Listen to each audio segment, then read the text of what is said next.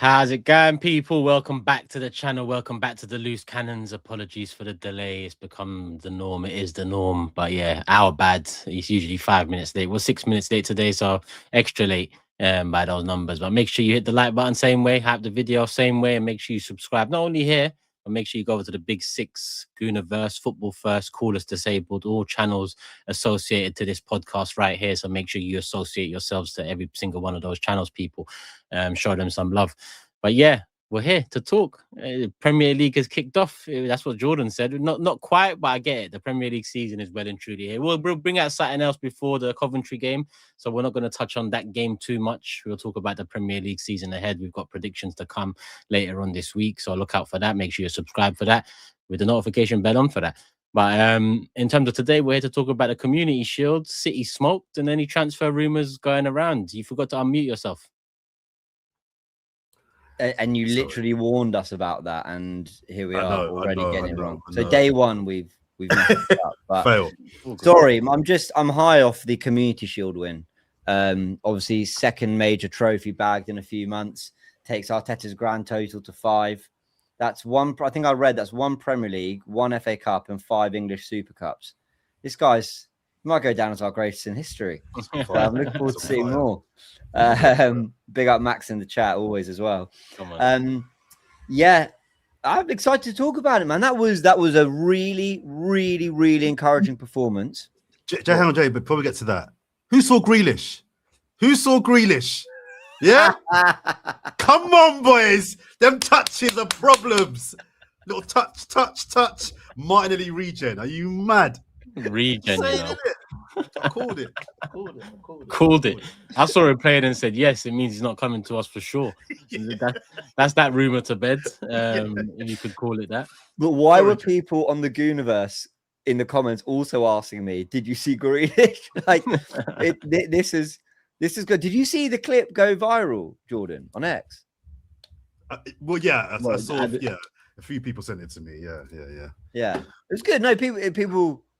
Like it wasn't, sometimes you see something catch on and you're like, oh, everyone's just ripping someone apart. Like it was good fun. People were being like, yeah, but as usual, people misunderstood what I was saying. But it's fine. I'm used to that. Nah. You know, usually I agree with that, but there was no misunderstanding this one. This one was well warranted. This one, yeah, Grealish, 2026. Unbelievable. Someone but man said regen. Grealish is older.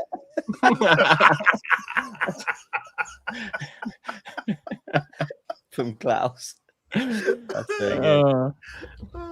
That's why I said you kicked off the season well, Jordan. Yeah, that did well for You're us. welcome. On the I say with our socials. It's not our socials. Our socials will be coming out real soon, people. So make sure you look out for those Insta, TikTok, and everything else that's necessary. But yeah, we had a couple of clips go viral from the last show, but big up the community because these live shows are something a bit different. And hopefully international breaks will bring more lives. I think, there's a 3-week international break coming up in the next couple of months, and then international break November, March, etc.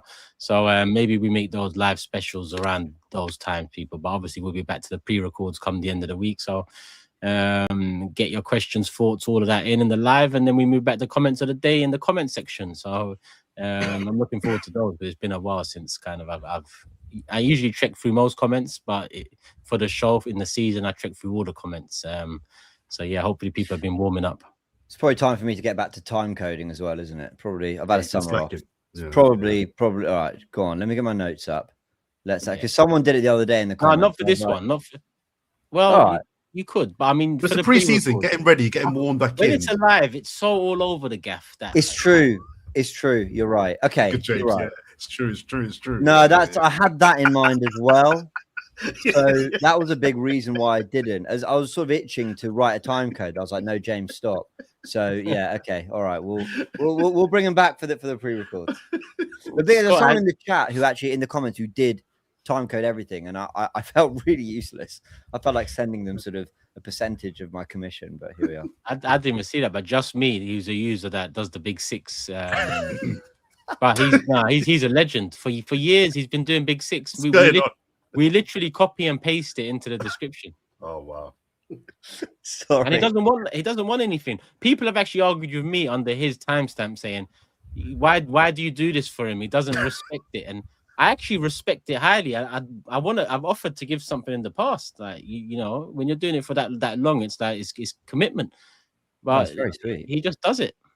No, what a legend! What a legend! And also, sorry, I just lost it at this super chat as well. So fair play. Everyone's coming in good energy. Community Shield wins, man. They can do a lot. They can do a lot for the energy around the club and the fan base. Especially when the transfer window's gone the way it's kind of gone over the last couple of weeks. Like, you know, it's been a bit dull to say the least. I know Quansah and Konsa heated up, but whether you give a shit about that or not, that's another subject. We're touching on that stuff after, but this one takes precedent now. The feeling, Man City. Go on, James. A tweet was like, for fuck's sake, spent all summer chasing Konsa when Arteta meant Quansah. But didn't have a clue. You go for him that whole time. I meant Quansah, you idiot. Oh gosh, yes, we'll talk about it later. Yeah, we will. Well, the game, yeah, improve. Yeah, I mean the vibe's definitely up, because that was what we all assumed would be the challenges. If we all had to predict who'd be our closest challengers, because I expect us to be up there again. I expect us to win the title actually, but to do them over the way we done them over, and then to see Rodri leave the club a few hours later. I mean, we're going to talk about the bigger picture maybe in the video coming out this week, but it was a very nice win. There was magic there.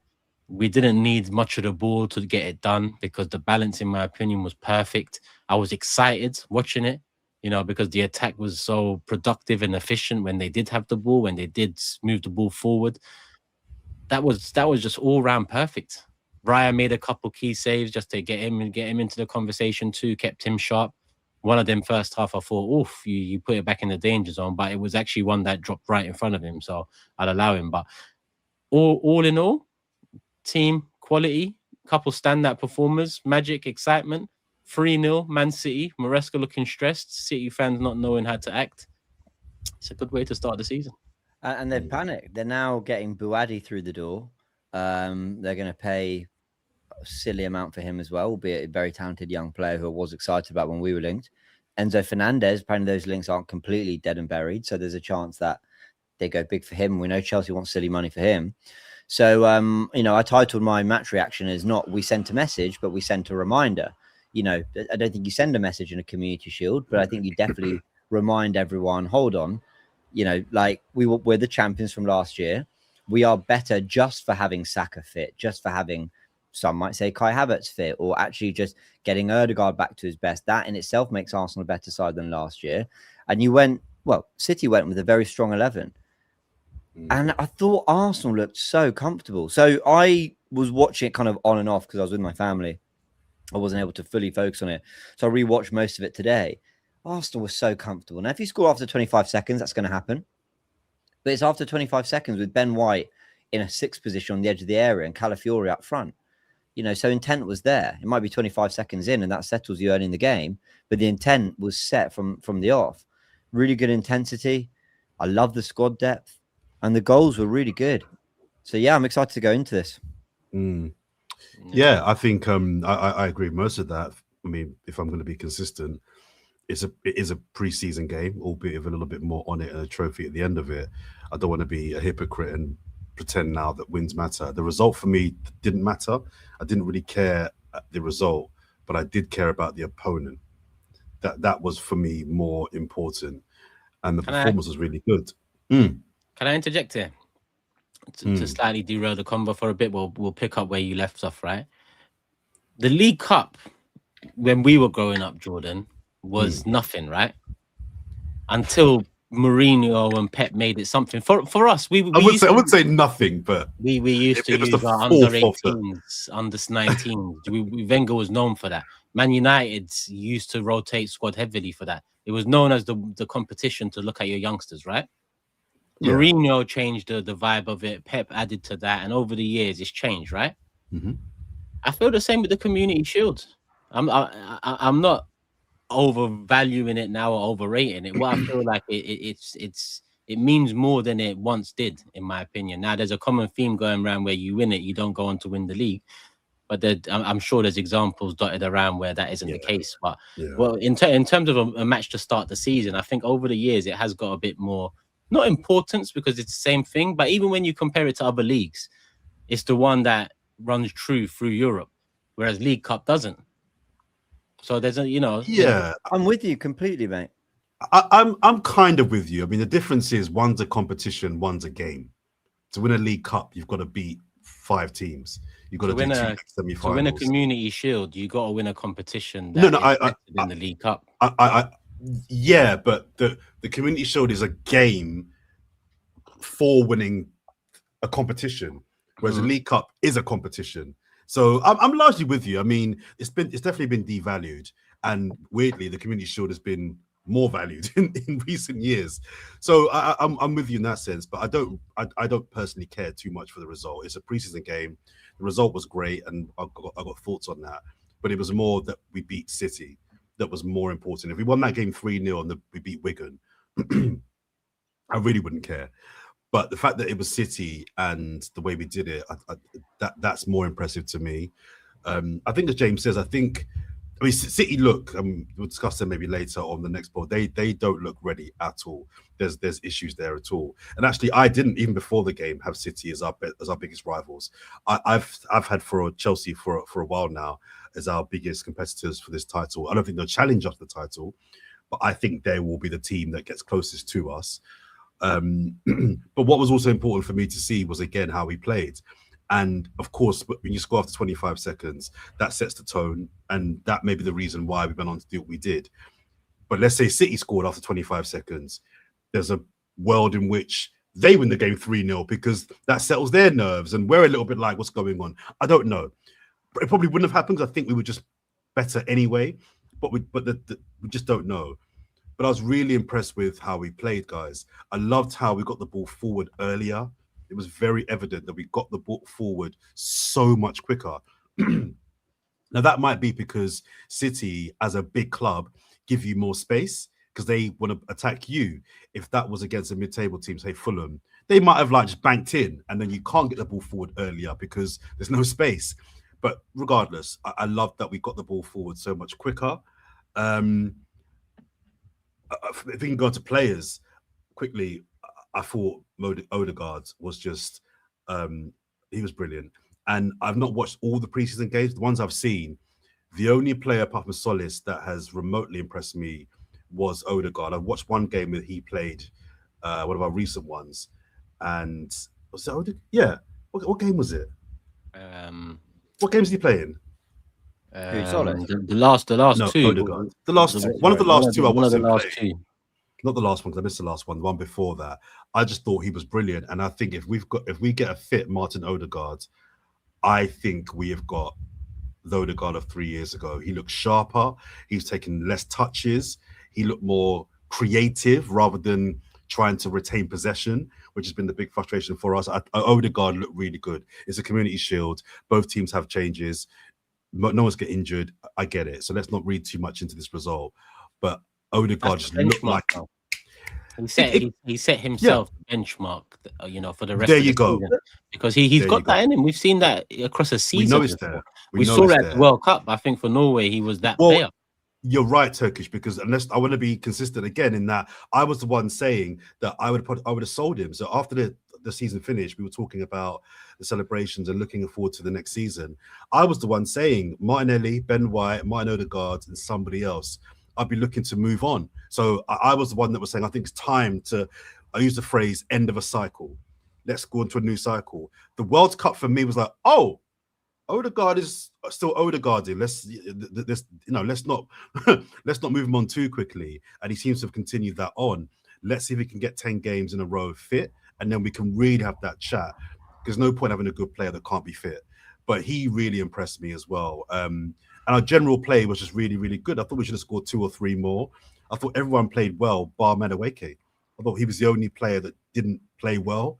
I don't think he was awful, but when everyone's getting 7s and 8s, he got a 4 for me. And that was a bit disappointing, especially when Saka's not in yet. And you had a chance to showcase, but anyway. But yeah, generally, really good performance from the boys. Glad it was City, and a couple of 2 or 3 players really impressed me. Also, sorry, Mosquera. I'm still baffled. I'm not gonna stop banging on about this, boys. I don't understand why we're looking for a centre back. I thought the whole point of signing Mosquera and Hincapié was to back up Saliba and Gabriel. Why are we looking for another centre back? We need a right back, don't you know? So I thought one game, it's one game.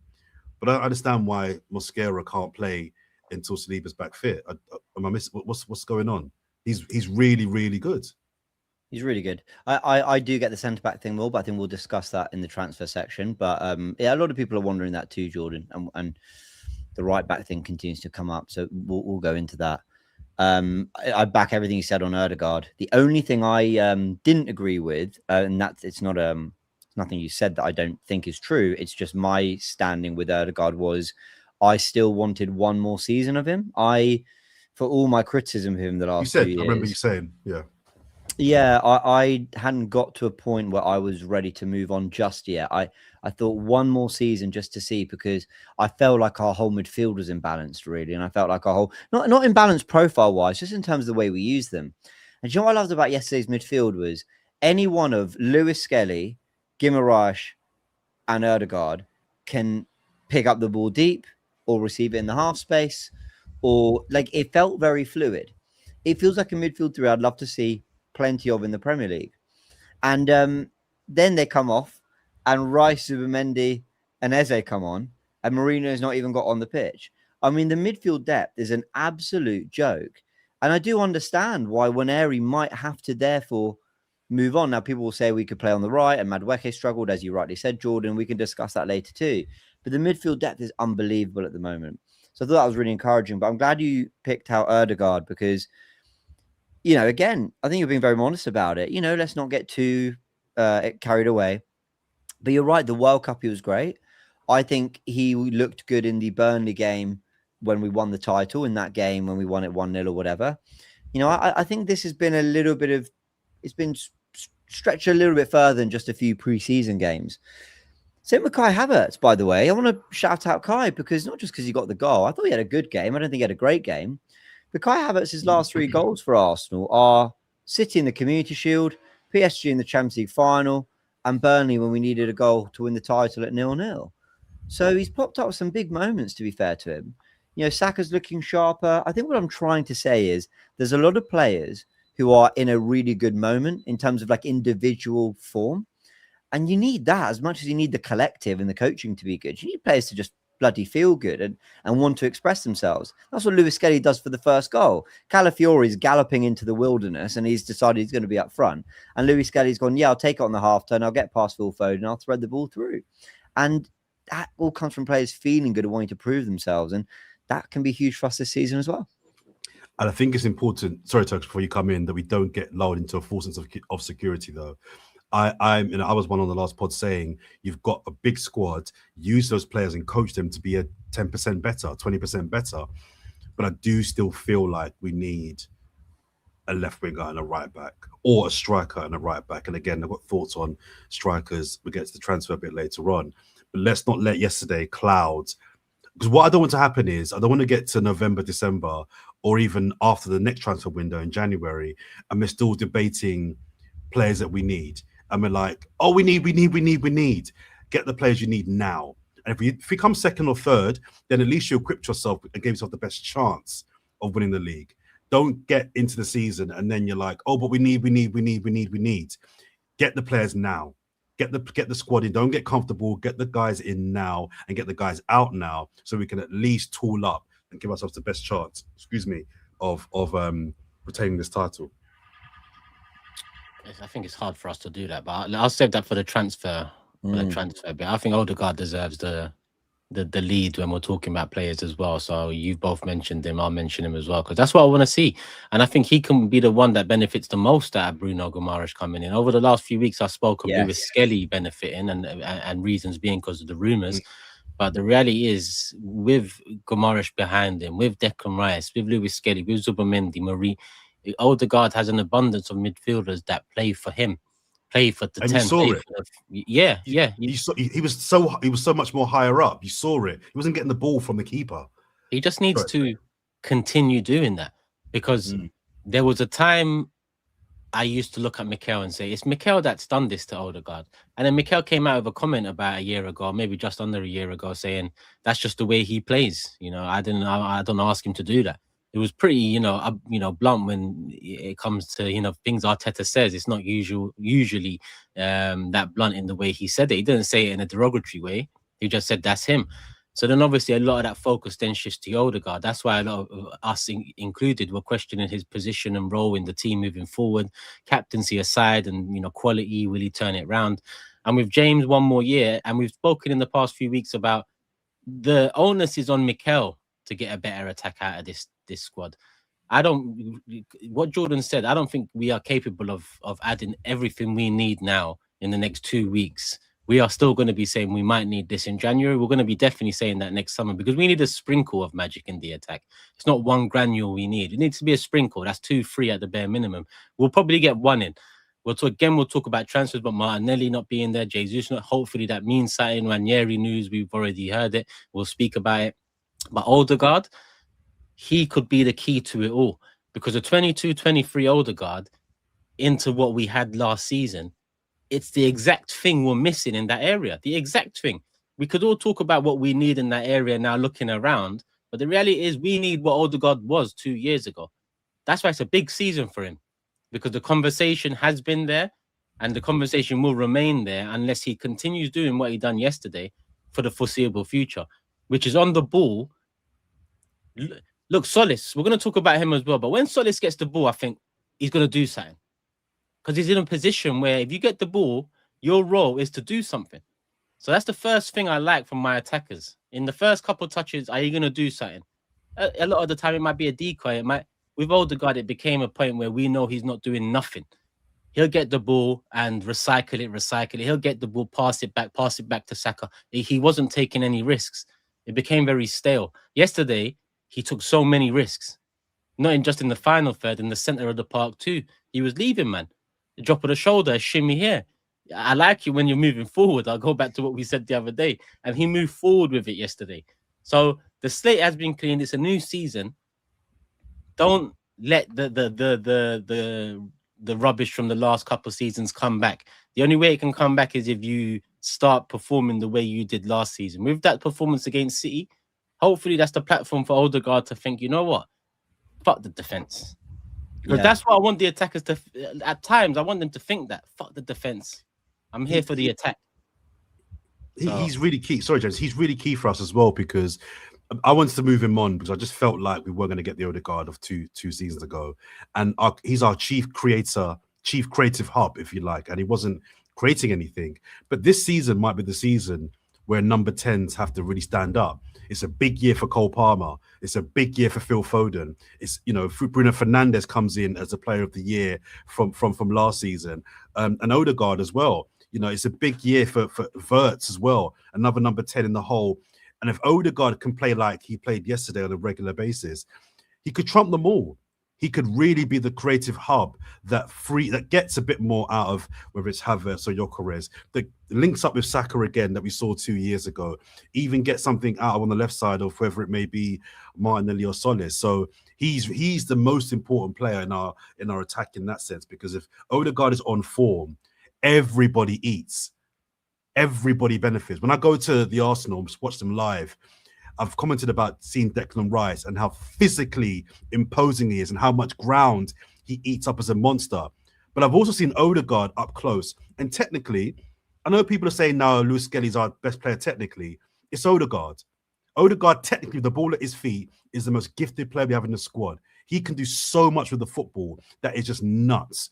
He's just doing it in the wrong positions.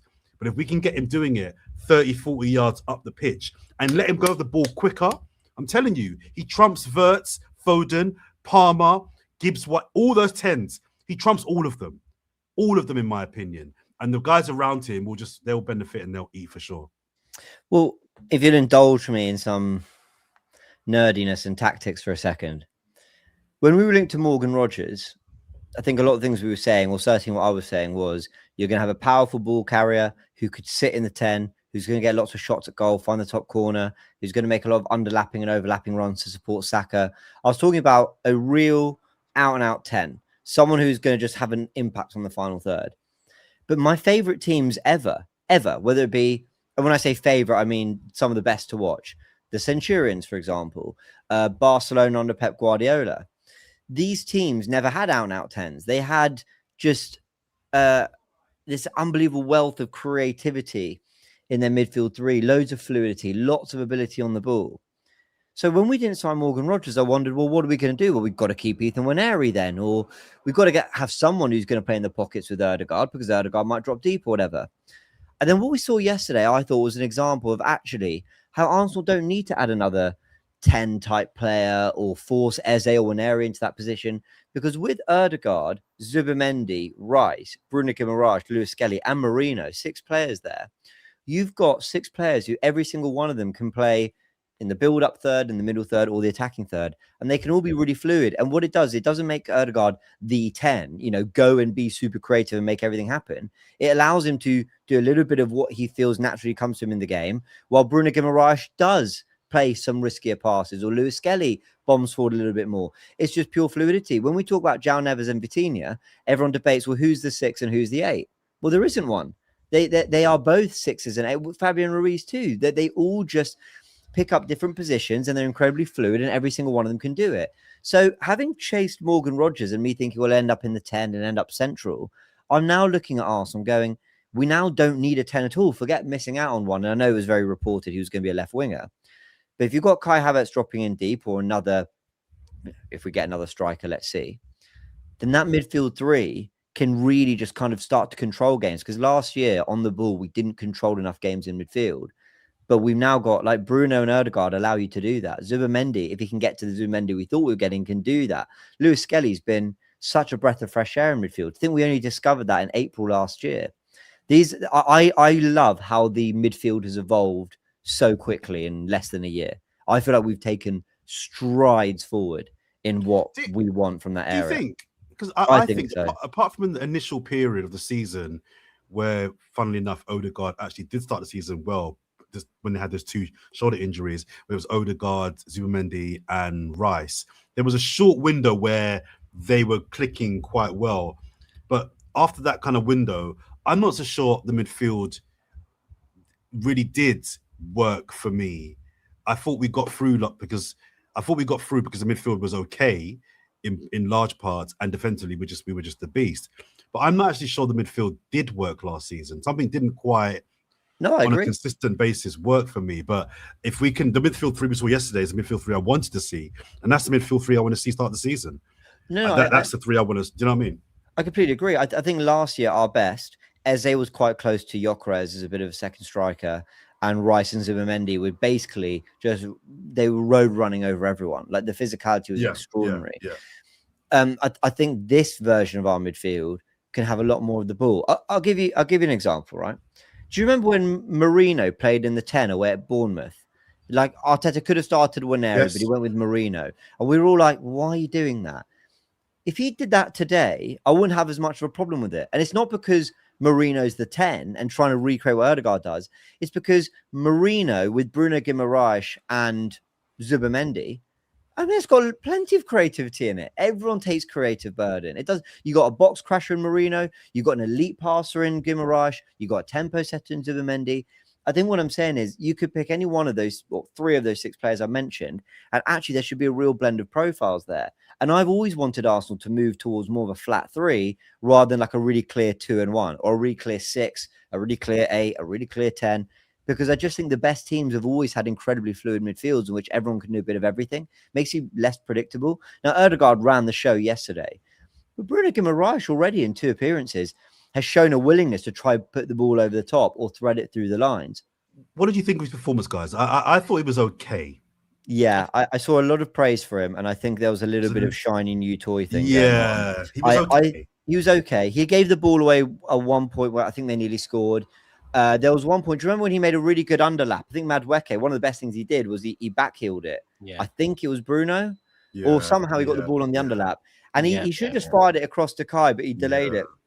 So I think there's a few things he did, but a good performance. off the ball, he was good. But I don't think he was amazing. I thought he was fine. I thought Miles and Odegaard were the two standouts. 100%. Off the ball did exactly what I expect of him. On the ball, rusty. I'm gonna say rusty because he tried a few things that that I expect him to be trying, and it just didn't pay off. Even that Madueke underlap pass, he held him for a bit too long. He nearly ran it out. He nearly became Madueke in that moment. But yeah, apart from that moment there, yeah, it is what it is. We move with him. But Lewis Skelly started the match exactly how I wanted him, of all people, to start the match, because again, the rumors didn't die down after his celebrations. It actually intensified a little bit. But I think they should well and truly be put to bed now. We ain't got the oh hell nah yet, but if we do get that in the next couple of days, then where is it, man? Where is it? Come on, confirm the thing. I watched that clip back so many times. It was absolutely legendary. Yeah, we just need that caption to really cement it. And once we've got that, we know we're keeping our man. He was unbelievable. He was unbelievable. And you know what? Like, I'm not moving my position. I think the reports were true. I have a feeling there's a bit of a madness going on at Arsenal, a little bit of a stress to sell players. And we keep hinting at transfer stuff. We'll get to the transfer stuff, I know. But I do think there's a little bit of a stress to sell. And so I actually do believe even more than I did a week ago that this Lewis Skelly stuff was legit. But when he plays that well, you think there would have been a crisis in the Arsenal fan base if we sold him a week ago. If you sell him now, it'd be even worse. I mean, all hell would break loose, and rightly so, because he just did something. But I think even Calafiori, as Sharoy said, I think even Calafiori in his interview said only Lewis Skelly would even think to play that kind of pass, but do it the way he did on the half term. I love that he sold Phil Foden, because it was quite a Phil Foden thing to do. Did one of you guys say that, or maybe I heard it on another podcast? But like, that was such a take on the half turn, open the game up, and it's like a little slice pass. He's kind of chopped through it to just play it brilliantly to Calafiori. I don't think he even takes a touch. He just sets himself and just finishes it. I mean, I think I mentioned not Foden in my match reaction, but I mentioned how football's lost a bit of that in midfield with the constant on the ball stuff, dominate possession, the methodical approach. I think it's cost a lot of that risk. It's a big risk taking pass. You're trying to cut between 3-4 players, but 8s used to have a bit of 10 about them. Most 8s now have 6 about them. So it's nice to see an 8 with a bit of a 10 about him in and around the box. And that's why for years from Xhaka, I've been saying I want an 8 that's better around the box. Xhaka one season did produce. Rice has for a year and a half, 2 years, let's say. But they are not comfortable in and around the box. Lewis Skelly is comfy, and I think there's a difference there. That's when you're comfy, you can drop a shoulder with a man a yard away. You can play a ball between the lines because you're comfy, knowing that your technical ability can see you out of it. That's the difference between him and a Rice or Xhaka for me in that 8 position. I'm a really big fan of Kobe Manu at Man United, right? And the same way I thought going into the season, he was going to be really big for them, have a really proper breakthrough season, like real breakthrough season. I think the Yuri Tielemans signing has kind of killed him a little bit there.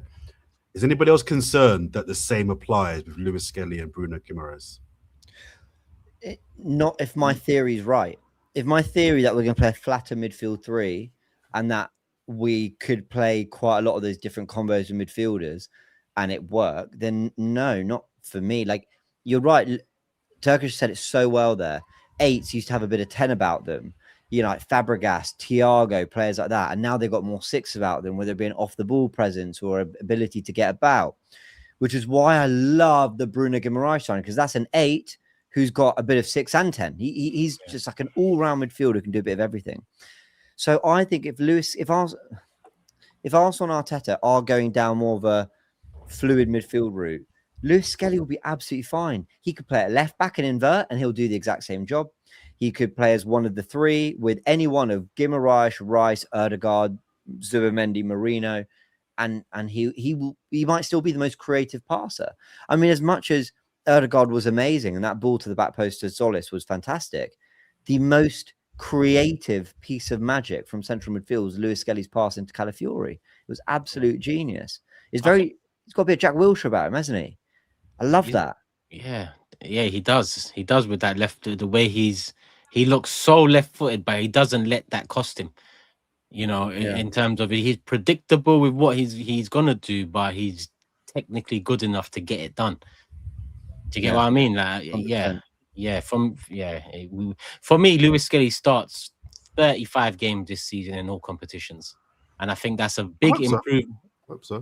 Yeah, I think roughly 20 league games, 2025, roughly 10, 15 Champions League, FA Cup games. That's 30, 35 games started.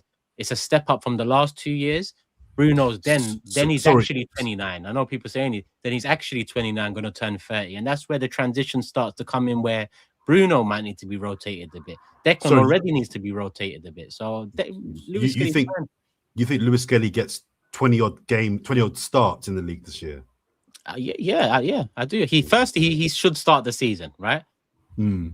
And then from there, I don't see him losing his spot. What I see is rotation, allowing for different combinations, because we are so good. Yeah, he starts against Coventry. No. I agree with that. I'm saying over the course of the season, 20 starts is a lot with the midfield we've got. Declan Rice can't. For me, Declan Rice should be starting around 25 league games for us this season. Mm. Around that. I hope you're right. But that leads to my final point about the midfield. Was anybody else really disappointed to see Rice in the squad, or just me? I know what you mean. I don't know if I was disappointed. That really pissed me off. I was a bit concerned. I was like, oh, but I have to assume that annoyed me, because that means he's starting on Friday. Hopefully not. So on him starting, and you know what Turkish was saying about the amount of starts Miles should get. I think when all is said and done, however, whether you rate this as a trophy or a friendly or whatever, Man City went with a midfield packed of players with something to prove. You know, Kovacic, for sure, hasn't shown his best for City for a long time. Elliot Anderson's got a £160 million price tag to justify. Not that he is the one who, chose his price tag, but still there'll be that pressure. And Phil Foden, there's so much pressure on him. He started ahead of Cherki. Maybe that's because of World Cup commitments, but still.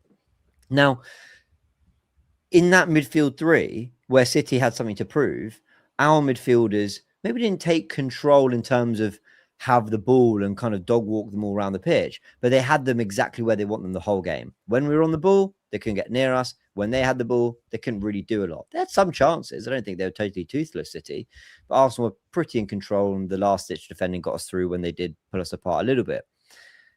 You don't do that to Man City. 3-0. I know they don't have Pep, and I know Rodri's just gone, and I think I've just done a video on Football First. I think it's been a terrible few months for City if we're actually really deep in it. But you don't do that to Man City and then go Rice straight back in. You just can't do that. Ødegaard, Bruno, and Miles have the shirt for Coventry, as far as I'm concerned, because that was brilliant. Now, over time, Rice will win his place back, but let him win it back. That's fine. He needs to be rested. He'll come in. There'll be certain games where we need his physicality and energy more. In this one, we didn't.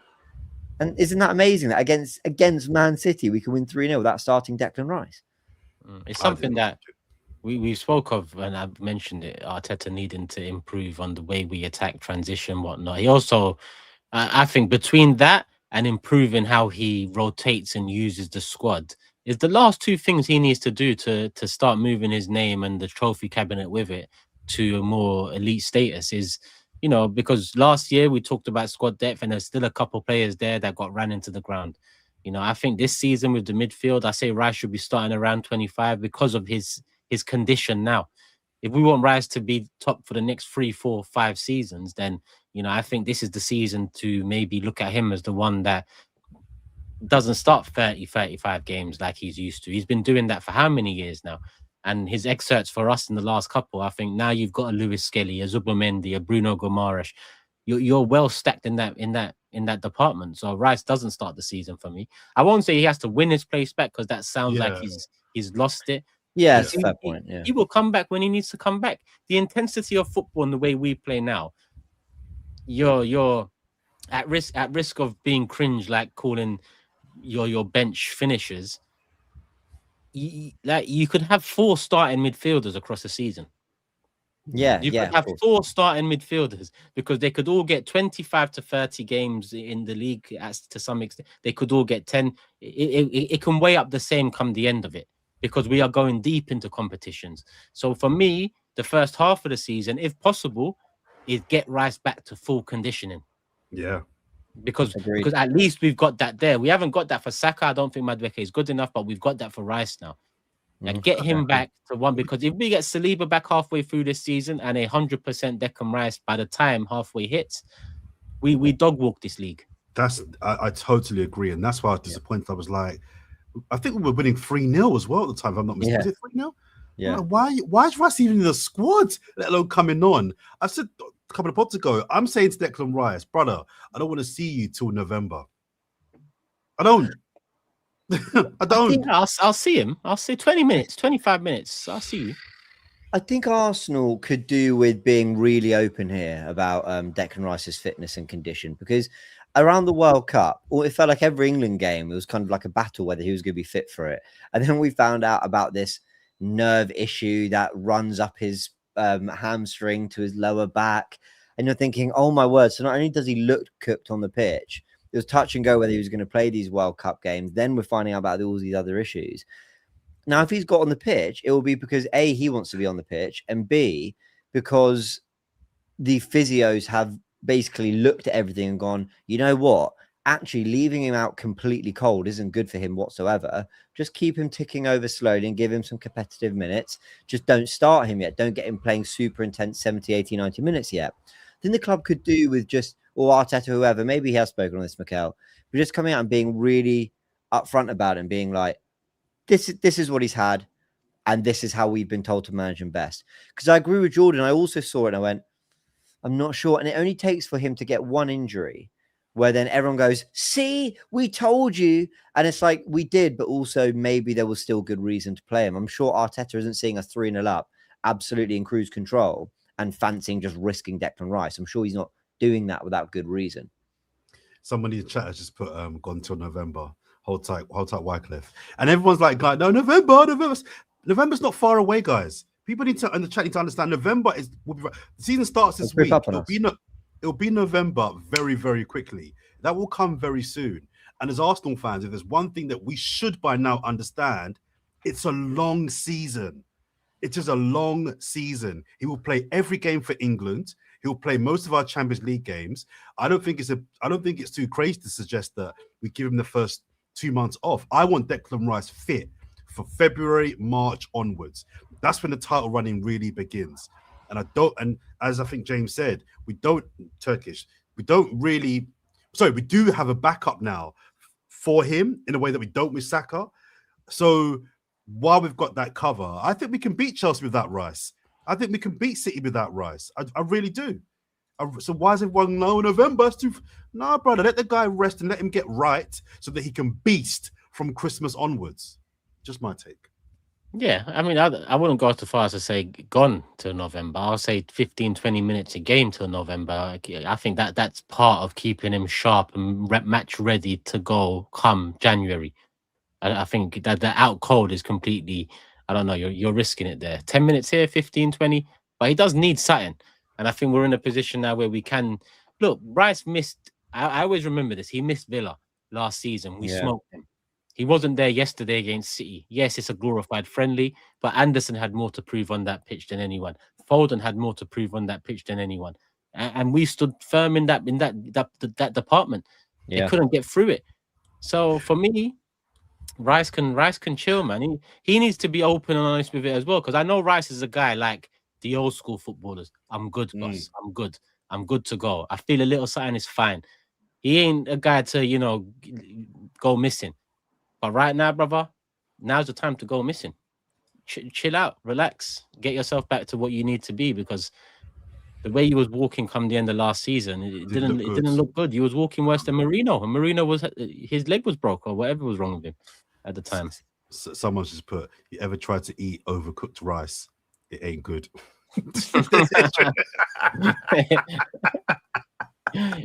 Old time Declan Rice, man. He'll start on Friday.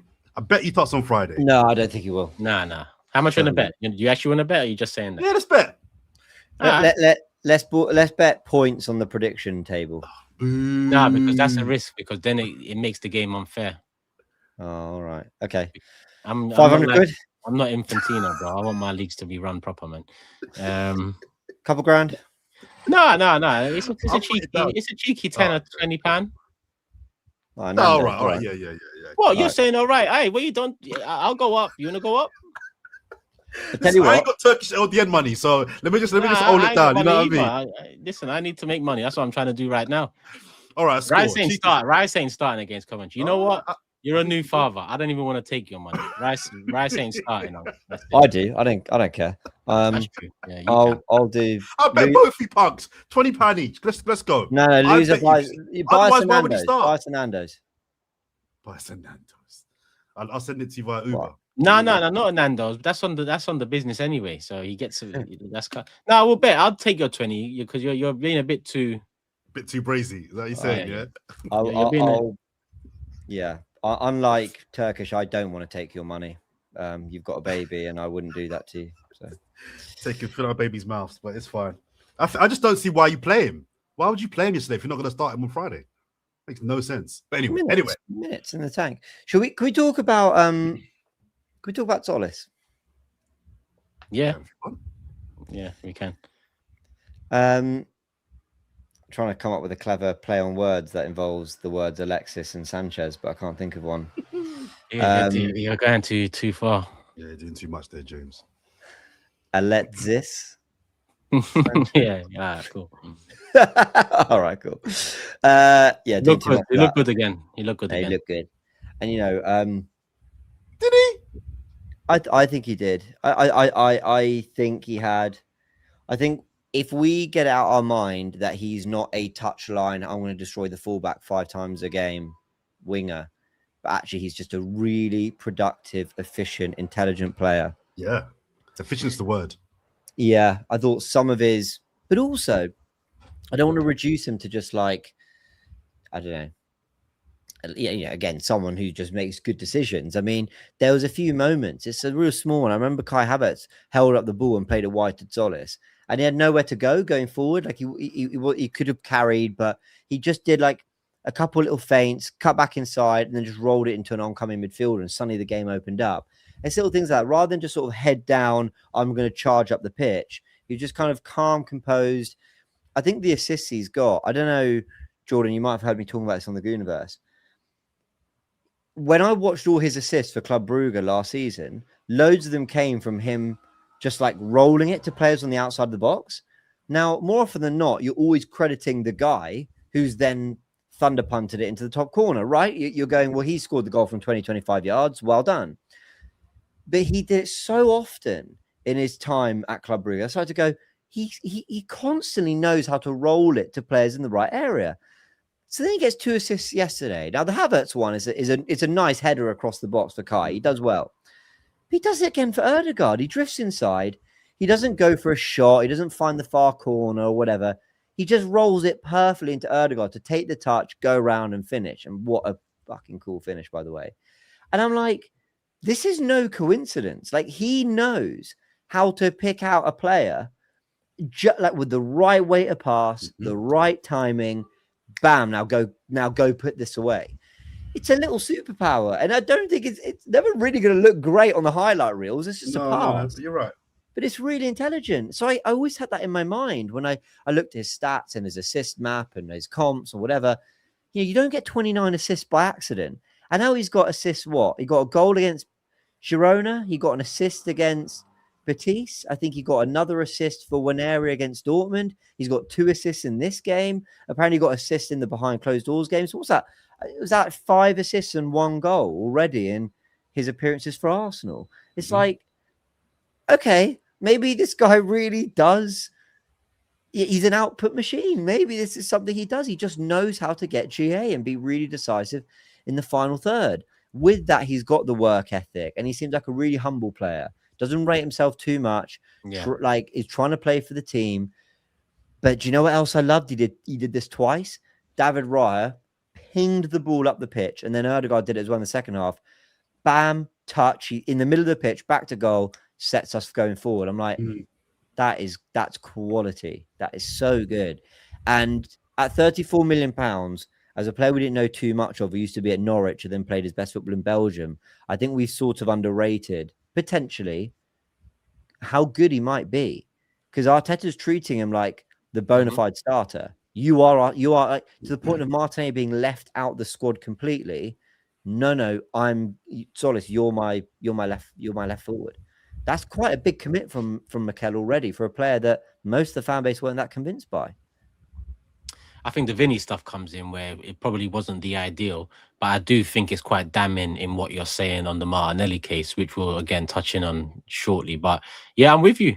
I think he, I mentioned him earlier in terms of when he's on the ball, it looks like he wants to do something, and that's step one, right? But then step two, it looks like he can. Madueke's got step one. That guy looks like he wants to do something all the time. What he does next is his problem. With Solis, he's looking a lot more clean with it. Martinelli too. Martinelli at times very buzzy on the ball. His first 2 touches, it looks like he's about to do a mad thing. Second 2 touches, it's back to Raya. He just became that player. With Solis, I just feel like first 2 touches, he's on it, weighs it up, and he goes for it. And I think he will complement the attack we have well, because that's what Trossard used to do to a certain extent. But it's that we've got a younger version of him that's a bit nippier. Like, I'm not going to use Alexis Sanchez here. I get why people are kind of saying that, because the weight of pass thing. I think that header was for Havertz. That header, not only did he have to get something behind it, but he had to cushion it as well. That was very nice. Now, his second assist, I think Odegaard made it the way Odegaard pounced on it, and I don't know how I didn't mention that for the Odegaard bit, but I'll touch on that in a sec. But Solis looks good for me. Solis looks like he wants to get into that box. Either he's going to get in with the ball or he's going to get the ball in there. And I like that right now, because we need to be getting the ball in and around the goal as much as possible. Do you know who I think will rate him as much as I think we all do? Havertz and Gyökeres. Because he's the sort of person I think will just not interested in getting goals. He'll get wide. I think he's the sort of player that will suggest, get in the right position in the box and I will always give it to you. I won't dilly-dally. I won't do something crazy. I will just give it to you. If you're not free, I'm keeping the ball. Get yourself free in a good position. I will get the ball to you from 10 yards, 5 yards, across the box, so you can get a first strike on it. I think Havertz and Gyökeres are going to love. Gyökeres more so are going to love playing with him, because I think you used the word, he's selfless. I think he's not here to score goals. I think he's here to just I'm here to facilitate you, man. So I think because of him, the way he's playing so far, we may well get a better Havertz or Gyökeres. Mate, you are so spot on, because already we've seen twice Kai Havertz make constant underlaps for a Solis pass. And it was, I mentioned the Centurions, what they did at their very best was Sterling and Sane hug the touchline, and if they didn't get in behind or beat their fullback, De Bruyne and David Silva would make these cutting runs. It's like coaches to this day haven't figured out a way to stop it, because when you underlap, what you've done is you've pulled apart the centre back and the fullback, because the fullbacks come all the way across to the winger. Or if they don't go all the way across and the other wingers come all the way back to help as well, so you've got more of a back 5 shape, then the midfield has loads of space to do what they want, because you force them all the way back. So no coach wants to do either one of those things. So when that space opens up for the underlap, you need the player who's got the weight of pass to deliver it. And Solis, on a few occasions in this Community Shield too, played into Kai Havertz. Do you remember Donnarumma spilled it and it looked like Odegaard was going to then put it into the back of the net in the first half? It's so simple, but to this day, people really struggle to stop it. And of course, the first goal, we credit Lewis Skelly, because it's 80% his genius. It's 25% Calafiori's, or probably 20. What the rest is Calafiori's work. My percentages are all over the place there, but anyway. But again, it requires, as easy as it is, Solis to hug the touchline and make space. Make space. And then when he does receive the ball for Odegaard's goal, Calafiori charges up the pitch, pulls players away. Odegaard goes, "Thank you very much." And Solis goes, "No worries. I'm gonna roll this to you exactly how you want it." And that it's dynamics, but it's so intelligent. You've got to have the players who understand that. They don't, who when they get the ball on the edge of the box, don't get giddy and go, "Oh, I can shoot. I can do." It's like, calm. What have we worked on? What is the team trying to do here? I have to say, when we signed Solis, I was quite underwhelmed. And I didn't want to say this at the time because I thought it would be too critical of a new signing. But I just worried that this was... Big up, Grizz, man. What a legend. I worried that this was Berta seeing someone with great numbers going, I can get some money for Trossard. I can bring this guy in. Now, maybe there's an element of that too. But the more I see him, the more I go, no, this has Arteta's fingerprints all over it. Arteta must have seen this type of player and gone, yep, he can absolutely facilitate everything I want in the attack. And I'm really happy so far with this signing. Now, we'll see him in the Premier League. We'll see him when it gets more intense. We'll see him 10, 20, 30 games in. Yeah. Absolutely. And that's why also we shouldn't be relying on him as the only left winger. That's been a problem position for a little while. But I'm really, really encouraged. Oh, Shavin64 says, James, you're lame. Just saying. What? James is what? James, I said, lame. Yeah, that was going to be my next point. But he's brought it up a bit sooner. But thank you very much. And thank you to Grizz for the lovely comment. I think that's the players. I mean, the Odegaard goal, though, that goal was special. Like, to put Donnarumma down like the way he did, that's what I want to be seeing in front of goal. Just cold finishing. Right? You're not going to get to do that every time, but the way he put that in, disgusting. Absolutely disgusting.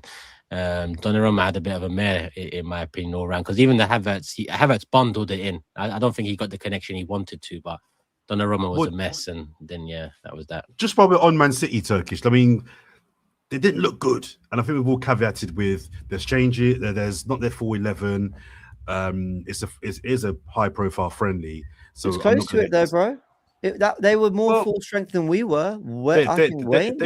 They were, and normally I wouldn't put that much credence on it. I think this could be the City we see for a lot of the season. They'll probably beat half the teams in the league. I think they'll struggle with the other half. Now they've got Haaland up front, so they've got a goal threat that's going to get 25 goals on a bad season. I think Rodri leaving is huge. I think it's massive. I think it's dumb as well, but I think it's really, really, really big for them. That now puts them, for me, in a battle for top 4. I think that's how significant he is. I think they've gone from being title contenders to now, I don't know if they're guaranteed top 4. They probably will get it. I don't think they're guaranteed now. I think it's huge. And Elliot Anderson, I think he's a good player. I don't know if he'll be able to, alongside Buwadi, he's looking like in a new system. I don't know about that one. And you mentioned earlier on Phil Foden. We're going into now Dele Alli territory, where people are talking about how good he was 3 years ago. Now, the talent of Phil Foden, no one disputes. No one disputes the talent. But he's not performed for 3 seasons. That's a long time. And now there's no excuse of, but David Silva's there in your way. There's no excuse of, but KDB's in your way. There's no excuse of, but Bernardo Silva's in your way. You're the guy now, to the point where you may get left behind by my man. What's his name? Shirky. No, Maresca's on the. I don't think it's going to go well for Maresca. You start Foden, Shirky's upset. You start Shirky, Foden, and Manchester's upset. Haaland don't get enough touches or goals. Everyone's upset. I don't think he's making it, if I'm honest with you. And yeah, whether that's mid-season or end of season, I don't think it's going to go well over there. And I agree with you. I think they're in a number 1 contender battle now in terms of, I would have put it on them as number 1 contenders, but having seen them the way I've just seen them, Rodri going, no more Pep factor. Defensively, they're nothing short of a mess. I'll be honest with you. Yeah, they're shocking, didn't they? Every time we went forward, I thought we might do something. You know, Saka put one over the bar with a decent effort. Calafiori volleyed one over. I agree, and you know what as well? Like, if we just think what Man City are going through right now as a club, all right, 115 is kind of looming, but we just don't know when we're going to get any response on all that. So put that aside. They've lost Pep Guardiola, John Stones, Bernardo Silva, Rodri. Like the year before that, De Bruyne, Gundogan, Riyad Mahrez. Like there comes a point where it does become just overwhelming trying to respond. Now, they signed Elliot Anderson for 116 million. I was never a fan of that signing. I don't think I would have been a fan of that signing at 80 million. I'm being deadly serious. Agreed. The only thing I thought was he's got an unbelievable engine and ground coverage. Not too dissimilar to Rice, but I think Rice is a much better footballer. And I thought, okay, what were their problems last year? They're really open. So actually, Anderson alongside Rodri, you've actually got a really nice blend. Now they might have overpaid, but I can actually see how Anderson covers a lot of the ground to allow Rodri to do the things he does best.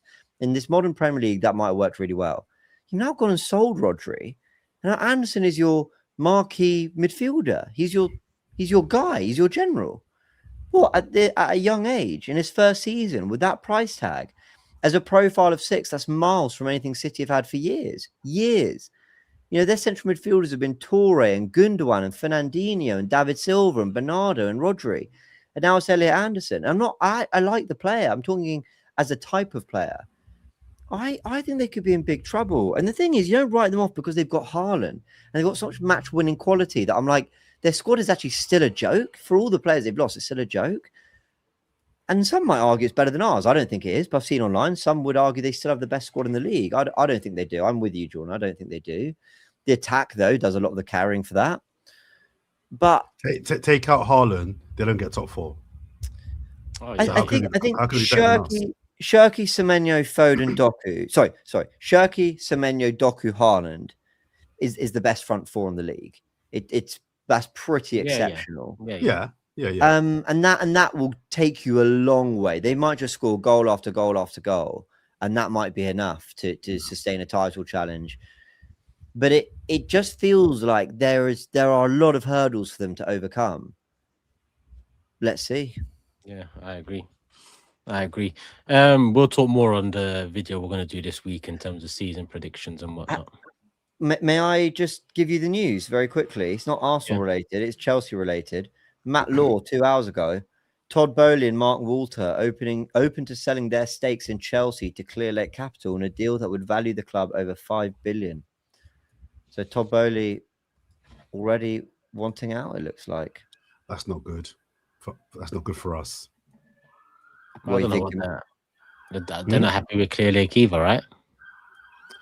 I don't think they are. But do they see them as one and the same? I don't know. Do they see kind of? There's Blueco, isn't it? And then there's Clear. I don't really know. I don't really know how it works. Fuck it, man. Who cares? Yeah. No, I agree, but wow. I mean, Blueco are the guys that have been in charge while they've been a joke. That's why I'm saying if they leave, Chelsea might get serious again, and that's why I think they're changing. Part of that ownership, aren't they? Yeah. Sorry, who's threatening to sell? Who's threatening to sell their shares? The chat confirmed to me. I think Todd Boehly represents Blueco, and they're selling to Clearlake. Oh God, I'm such a casual. Yeah. Something like that. Yeah. Is Todd Boehly? Todd Boehly's the joke.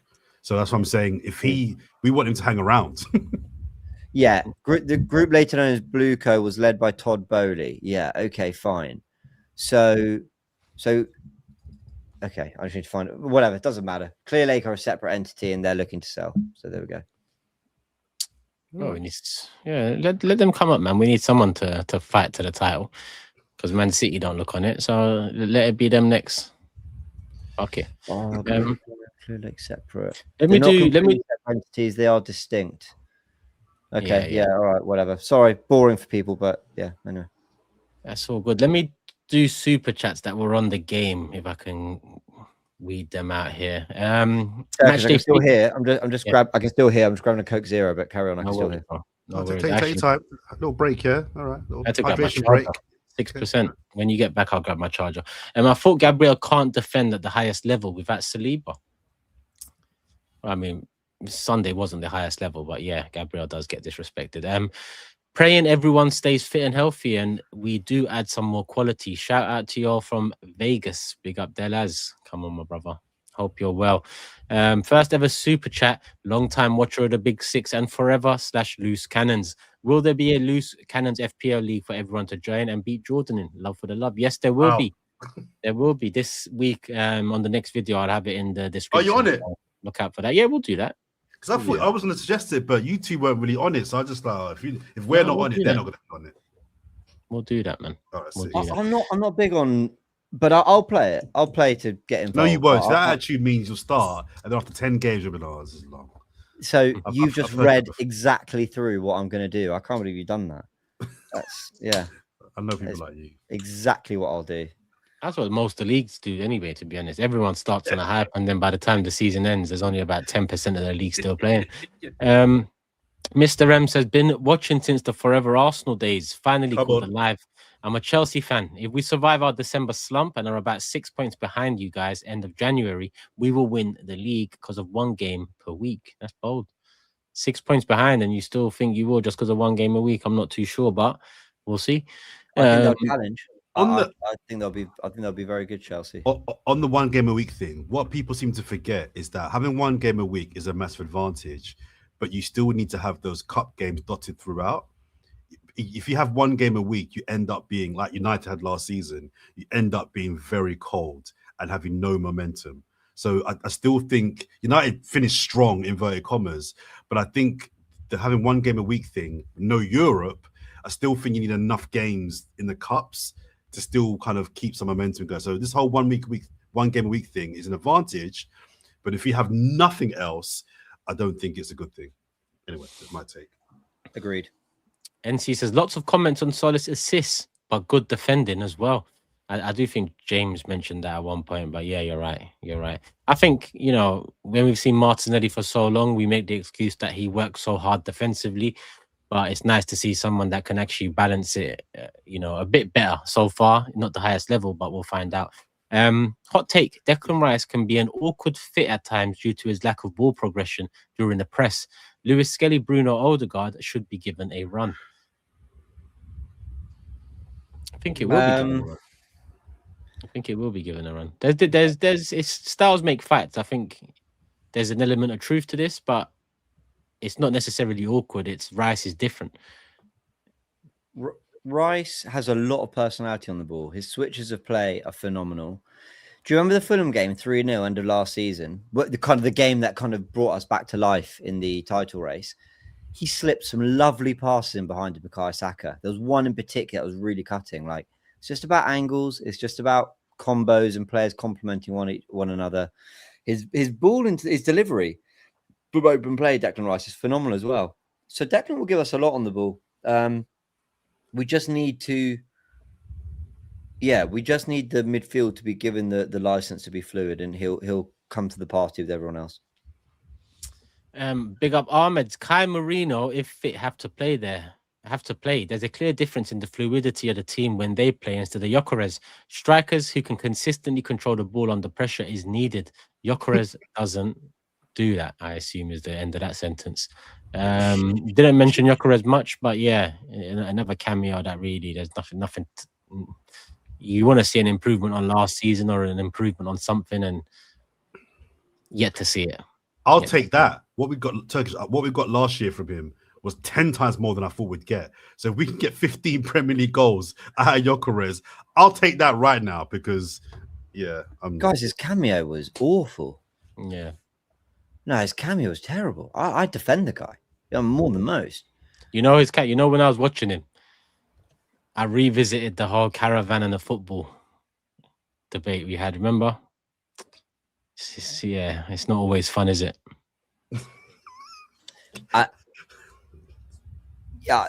Yeah. Look, I like Gyökeres more than most. I defend him more than most. We're going to need better cameos. You're coming on 3-0 up. Their defense has been battered and bruised. They're creating chance after chance. You can't impose yourself a little bit. Come on. I like Victor Gyökeres for a lot of reasons, and he finished the season well. He actually finished the season well. Pretty good. Yeah. More than played his part. He was big against Fulham. He was great against Fulham in that win that really kind of started our title hopes. He was great against Atletico in a Champions League semi-final. There's a lot to like about him, but that wasn't good enough. Solis was top yesterday on and off the ball. Big up Alan. He says, I was there. 2 assists in the game, tidy in possession. He's got a high IQ, links well with Bruno, Skelly, and Odegaard. Big up Alan. Yeah. I was about to say, hopefully you enjoyed. You definitely did enjoy. A great day out in Wales. Big up. Let's go move on to Abdullah. Gyökeres had a horrible cameo. Literally took the words out of James's mouth. I think Arteta was pressured to buy him. If he got his 75 million Sesko over his 63 million 100-goal machine and he went to United and killed it, it's a sackable offence, especially that we needed a striker badly. It's funny. I actually think I saw that super chat and forgot that I saw it. So he sparked the thought for me. So what did he say here? If he got a £75 million Sesko over £63 million 100-goal machine, and he went to Man United and killed it, it's a sackable offence. I'm a bit confused what Abdullah means by that bit, guys. He means maybe the pressure of that, the weight of that, was the reason why he went Gyökeres. But Arteta's gone and done things like Madueke, where fans had petitions out against him, and Arteta double, triple down in press conferences saying, I want him more now, and you know, all of that. So I don't think that would have played a part. Guys, Havertz has always been Arteta's starting 9. We saw it in the Champions League final. We saw it with Burnley. We've now seen it with this game. The only reason Gyökeres got so many minutes was because Havertz had quite a few injuries back to back and missed almost a whole year and a bit of football and wasn't really up to scratch. But Kaiser's 9. So the reason we haggled for so long over this deal for Gyökeres and got him at about, what was it, 55 plus add-ons, wasn't it? 55 with add-ons to 65. And everyone went, oh, what a deal. It's because behind the scenes, Arsenal were like, he's not our starting 9. We're not going to that price. So they got him. So they went for the cheaper one. And I don't think Sesko would ever have been a starting 9 either. No, I don't look there and think, oh, what if I'm honest with you. NC adds, big up to Hayland, producing Lewis Skelly, Dauman, Ranieri, and Salmon. Others on the way. Yeah, Hayland's doing his thing for sure. Skelly pass gave me Cesc vibes when he done that reverse pass against Rotherham in 2003. That's from It's Gunner Joe. Big up. Some good knowledge, that. Yeah. I remember one like that against United, Adebayor. Yeah. Outside of the foot. Yes. Yeah, outside of the foot, yeah. Do you think Marino is our most effective striker? Yes. And do you think we've done enough for the low blocks? Well, we've done nothing for the low block. Well, actually, Bruno Guimaraes is something, actually. Marino looks like he's our most effective anytime I see him play for us and Spain. But it just doesn't sound right, does it? But I still think Havertz and Gyökeres are better strikers than Marino. But I think the compliment to Marino is there's so little in it. So little in it.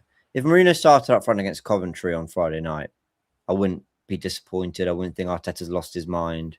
I think, okay, you must have seen something.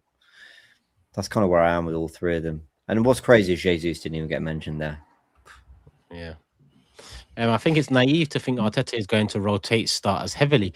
Lewis Skelly, my boy, is not going to start big games while Rice and Bruno Guimaraes are there. Well, you know, people said similar when Calafiori came in, Zubimendi came in, and in the end, you know, Lewis Skelly is still being talked about the way he is going into the 2nd season in a row. So we'll see. I think he's got that mental toughness about him, that whole prove critics wrong or prove a manager wrong, or you know, I think that can create greatness as well. So hopefully I'm right. I'm going to save the transfer window ones for a sec. Yes, Rice fitness is important, but what if he comes back cold? I think that was on Jordan's words of keeping him out completely until November. Timber, Rice and Saka shouldn't need to start versus bottom half sides at home. We can definitely win 2 domestic cups if we stay fresh come March, April. That one's from John. Going for more goals and killing the game off after 1-0 was a big confidence boost. We've got to have that mentality going into every game this season. I agree. That's a big change we can make. Proper throwback Odegaard performance yesterday from Bando. Anyone think this new look midfield bring back the best version of him like his 22-23 season? We literally 100. Started the show on pretty much Odegaard and saying, you know, the best signing would be to see a 22-23 Odegaard back in action. And I'm not doing that the Wenger way, you know, best signing is a player coming back from injury. I'm just saying in that position, Odegaard, a lot of expectation on him. And I think the Bruno signing also helps him a hell of a lot. So hopefully we do see something close to that. For the first time in God knows how long, Odegaard actually got in the box to score. He looks fit, sharp, and more welcoming to 50-50s, unlike last season where it seemed he'd pull out in fear of injury. Yeah, there was a couple of times last season. There was. Martinelli, a true servant, says Vibav. Club and fans first, blood and sweat. Unforgettable moments. He walks away a Premier League champion. Forever grateful. Thank you. Always have patience for sincere club first players. I like that super chat. I like Super Chat a lot, and I'll add a lot to it when we talk about transfers. And on the flip side, Seek says, I don't like how Turkish talks about Martinelli. Quote, see you later, mate, etc. You can want him sold and still respect the player who's given his heart for Arsenal. Drop the ruthless act and show some class. I mean, this, you know, I'm a guy that liked Martinelli a hell of a lot a couple of years ago. I gave him player of the season, I think 22-23. That season we talk highly of Odegaard. I think Martinelli was our best attacker. I've wanted him to come back, you know, season upon season upon season. Take my blunt comments with a pinch of salt, because I'm just generally blunt, you know, generally, like I said. But I do respect what he did for us. I'm actually unhappy it didn't work out, because it hasn't, in terms of, you know, him being our starting left winger for many years to come. And yeah, I think he should have accepted the move to Galatasaray, if I'm honest with you. But hopefully there is a deal to be had somewhere, because we can't go in again with Martinelli. That's my opinion, and Arteta seems to agree, because the Solis starting, Martinelli not in the squad completely, that speaks volumes. So that's my opinion of the Martinelli stuff, which we'll probably talk about in a second. Anyway, let me get the other match stuff in. Actually, that's transfer window based. As long as Solis on the left, Saka's on the right, I don't mind Havertz as the 9. That one's from AMT. If you look at Gyökeres's Premier League numbers versus Kai's in 23-24, Kai wins. Kai is a more frustrating finisher, but makes those around him better with link up. Yeah, I know, but the problem is we're still talking about improvements on both season on season, it feels. So yeah, that is the problem. We move in terms of transfers. There's nothing to catch up on. There's no new rumors really in terms of attackers. There was loose chat about a new Victor. Oh, Usherman. There was a super chat on this one here. Just saying, it was that got me excited. I ain't gonna lie. Jose said the links to Usherman are exciting, but honestly, it feels we don't have much of a plan. How do you go from Vinny to Usherman? Does it mean Solis is now our starting left winger? Go get Eza and Osman. So you guys know I've done this transfer stuff for years and years in terms of like really closely following who's reporting on what. And I tend to remember when journalists have come with big scoops on things. And Matt Law was the first this summer to talk about our interest in Ezri Konsa. And he was the first to break the news about Noni Madueke the summer before. So there might be other things to it. So when he came with the news that talks had gone on, I took it very, very seriously. Now, lots of people since then have come out and disputed it and said, no, they rejected a bid from another club. It was 120 million. So there's no way he's leaving. That's not to say that if Osman makes a fuss that they might not be forced to sell. And then other reports came out and said, no, it is true. There's definitely something in it. They're not much of a plan thing. I think Arsenal have more of a plan than we think. It's just one plan will unlock another plan. So, for example, we are not signing Osman if there isn't a buyer for either Havertz or Gyökeres, because they're not going to keep all three. It's one thing keeping Jesus, because Jesus can play on the right or the left. Havertz can play a bit deeper. So Gyökeres is the only one who strictly plays up front. But you're not going to have Havertz as Arteta's favourite number 9, and behind him 2 other players who can only play as 9s. So in terms of this not having much of a plan, I think it just depends on what else is possible.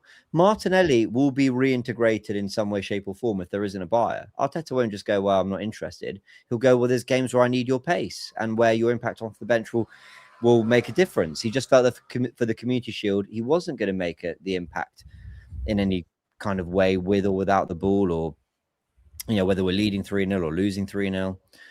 So I definitely understand why people think there isn't much of a plan, but I think Arsenal were somewhat prepared for this.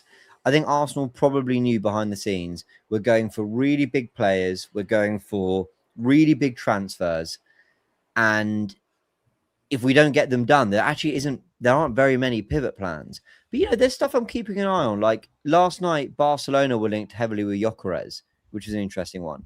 Jesus continues to be linked with Napoli.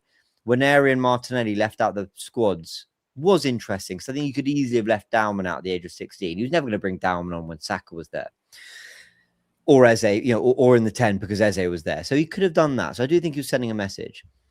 I think the Barcola move taking so long is interesting. Like, why is that not just moving along? Like, and I know they're sort of trying to bring the price down. It's overpriced, but something just feels like this is a real pulling of teeth here. So let's see. I don't think we'll sign Victor Osimhen either. But I got excited by it just because I want to see a Victor and Victor up front together on a 4-4-2. Do you know what I mean? That would just make me excited. Also, it gives me a clean finisher that I'm looking for. And financially, the reasons why no one signed Victor Osimhen from none of the top 5 leagues, I know he played in Italy and France, so the other 3 leagues, if you like, is money. They say, well, I know for a fact his agent wants some crazy add-on. He wants big wages plus transfer fee. Well, we've shown with the Vinny Jr. money that we've got the money to kind of go crazy on an attacker. Now, whether you want to spend the bag on Victor Osimhen, it's a different discussion.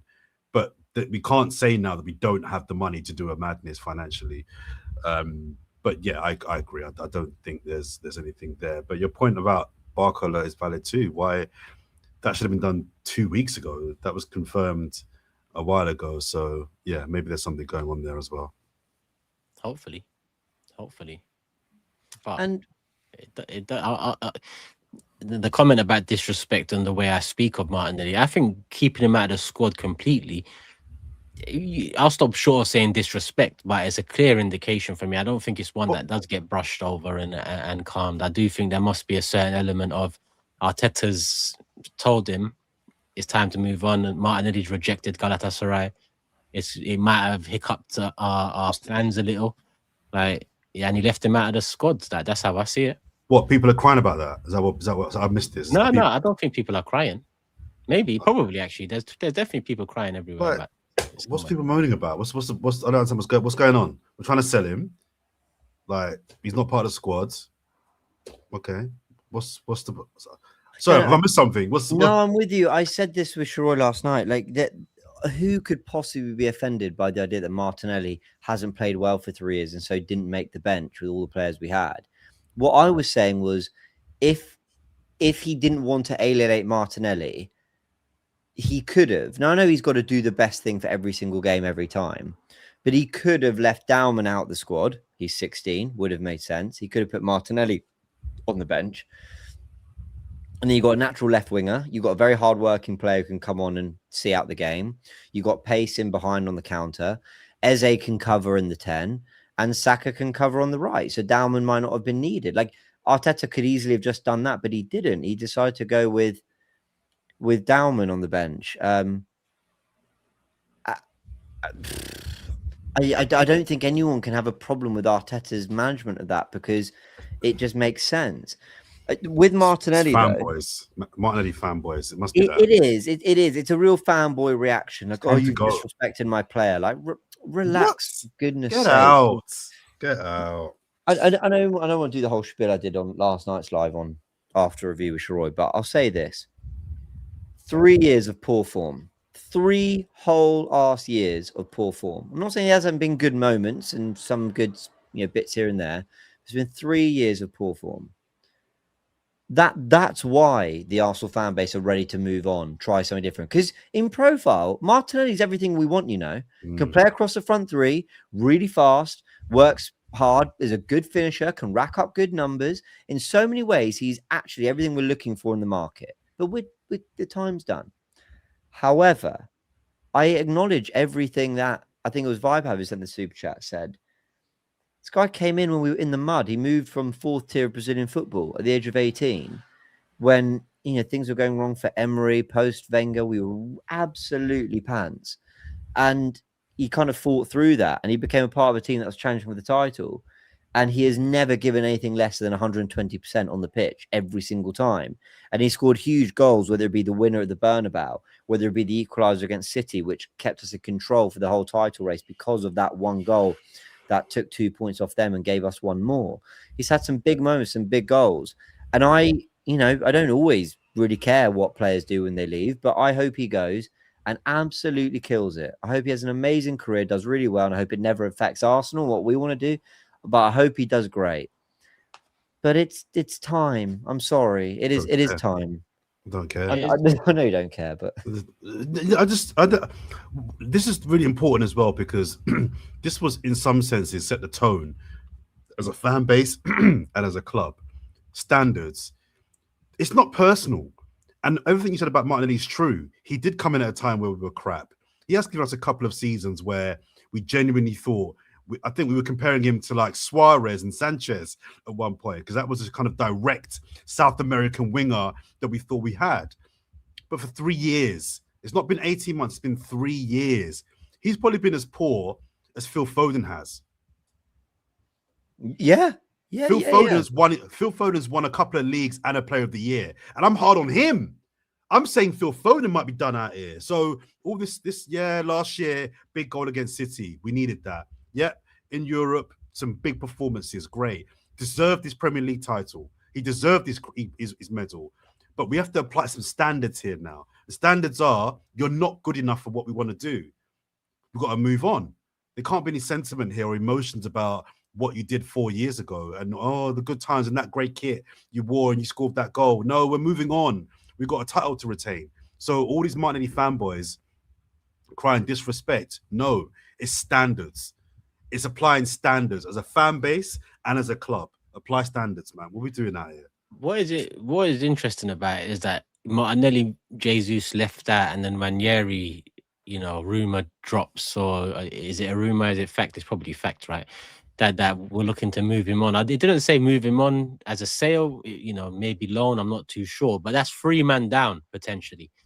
Is there a chance we bring in 2? Surely, if 3 men are going, you bring in 2. I think the question, Turkish, is do we need to? Yeah, if 3 men go, you need 2. I've thought about this. I don't know. I'm not sure we do. The problem is, you're not going to like this. We need 2 if you're really done with the players that are remaining. So, for example, if you're like, well, Madueke is just not it, so we definitely kind of need more quality, then yeah, we need 2. But if Arteta rates Madueke, then we don't, if that makes sense. Because there's a world in which your forwards are Saka, Madueke, Dauman, Gyökeres, Havertz, Solis, and new winger, and Marino, and Eze, and you're still left with 5 other midfielders. So I think it will be 3 out and 1 in at best. And I think if they don't get the 1 in, then I actually think they'll be inclined just to keep Jesus and maybe Ranieri and just say, well, you can do a job then, because we haven't been able to get the quality we want. That's my prediction, by the way. Ranieri will go, and I called this at the start of the season last year. Everything they've done has suggested they're going to sell him. They gave him a contract to preserve his value. There were games where he should have played, and he wasn't being played. Saka was out injured. Noni wasn't in good form, and he still wasn't getting in. He's pure profit, and also he plays in a position that's stacked. This is not a surprise to me. This has been coming for a year. All the club have done for the past 12 months is show me they're preparing him to sell, and it's very sad for the Arsenal fans. Oh, Haaland, he's a talent. I agree with all of that, but this is not a surprise. I don't understand why people are they're preparing him to go. And I think he will go. Yeah, we spoke about that last time. Now the counter will be, yeah, but you got Madueke, and I agree. If you're asking me Madueke or Ranieri, it's not a debate. It's not a debate. Yeah. But the fact is, they've spent 52 million on a winger last summer. Madueke ain't going nowhere, unfortunately. So sad, but it is what it is. That's a better way to put what I was trying to say. Like, basically, I have real doubts about Madueke and what he really adds. But Arteta spent 52 million on him and played him on the right ahead of Ranieri. So kind of the decision's taken out of our hands, if that makes sense. Yeah, I get you. Basically, it's one that we need to see, pay a difference on the pitch this season now. Even if you give Madueke that 1 year grace. But that's exactly what Sam was asking about the standards regarding Madueke. But I think Jordan just answered it mid-flow. Vibe adds, for me, the most important signing this season has to be an attacker finishing last phase coach. We have specialists in every other department, small and fine margins. I don't really know who the coaches were, to be honest. It's interesting, Turkish, because do you think that you can teach natural finishing? You can't, obviously. You can't teach natural finishing because.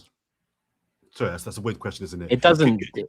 it doesn't just come down to your ability with the ball. There's a mental factor to it. It's instinct, isn't it? It's instinct, and Yeah. it's yeah. But yeah, I mean, I don't know the situation, but yeah, the more specialist, the better. But I include the team in that, not just the coaches. Berta's job at Atletico was to keep them in the top 3 and challenge now and then. God knows how much Kroenkes love that shit. Jury's still out on them for me. I agree.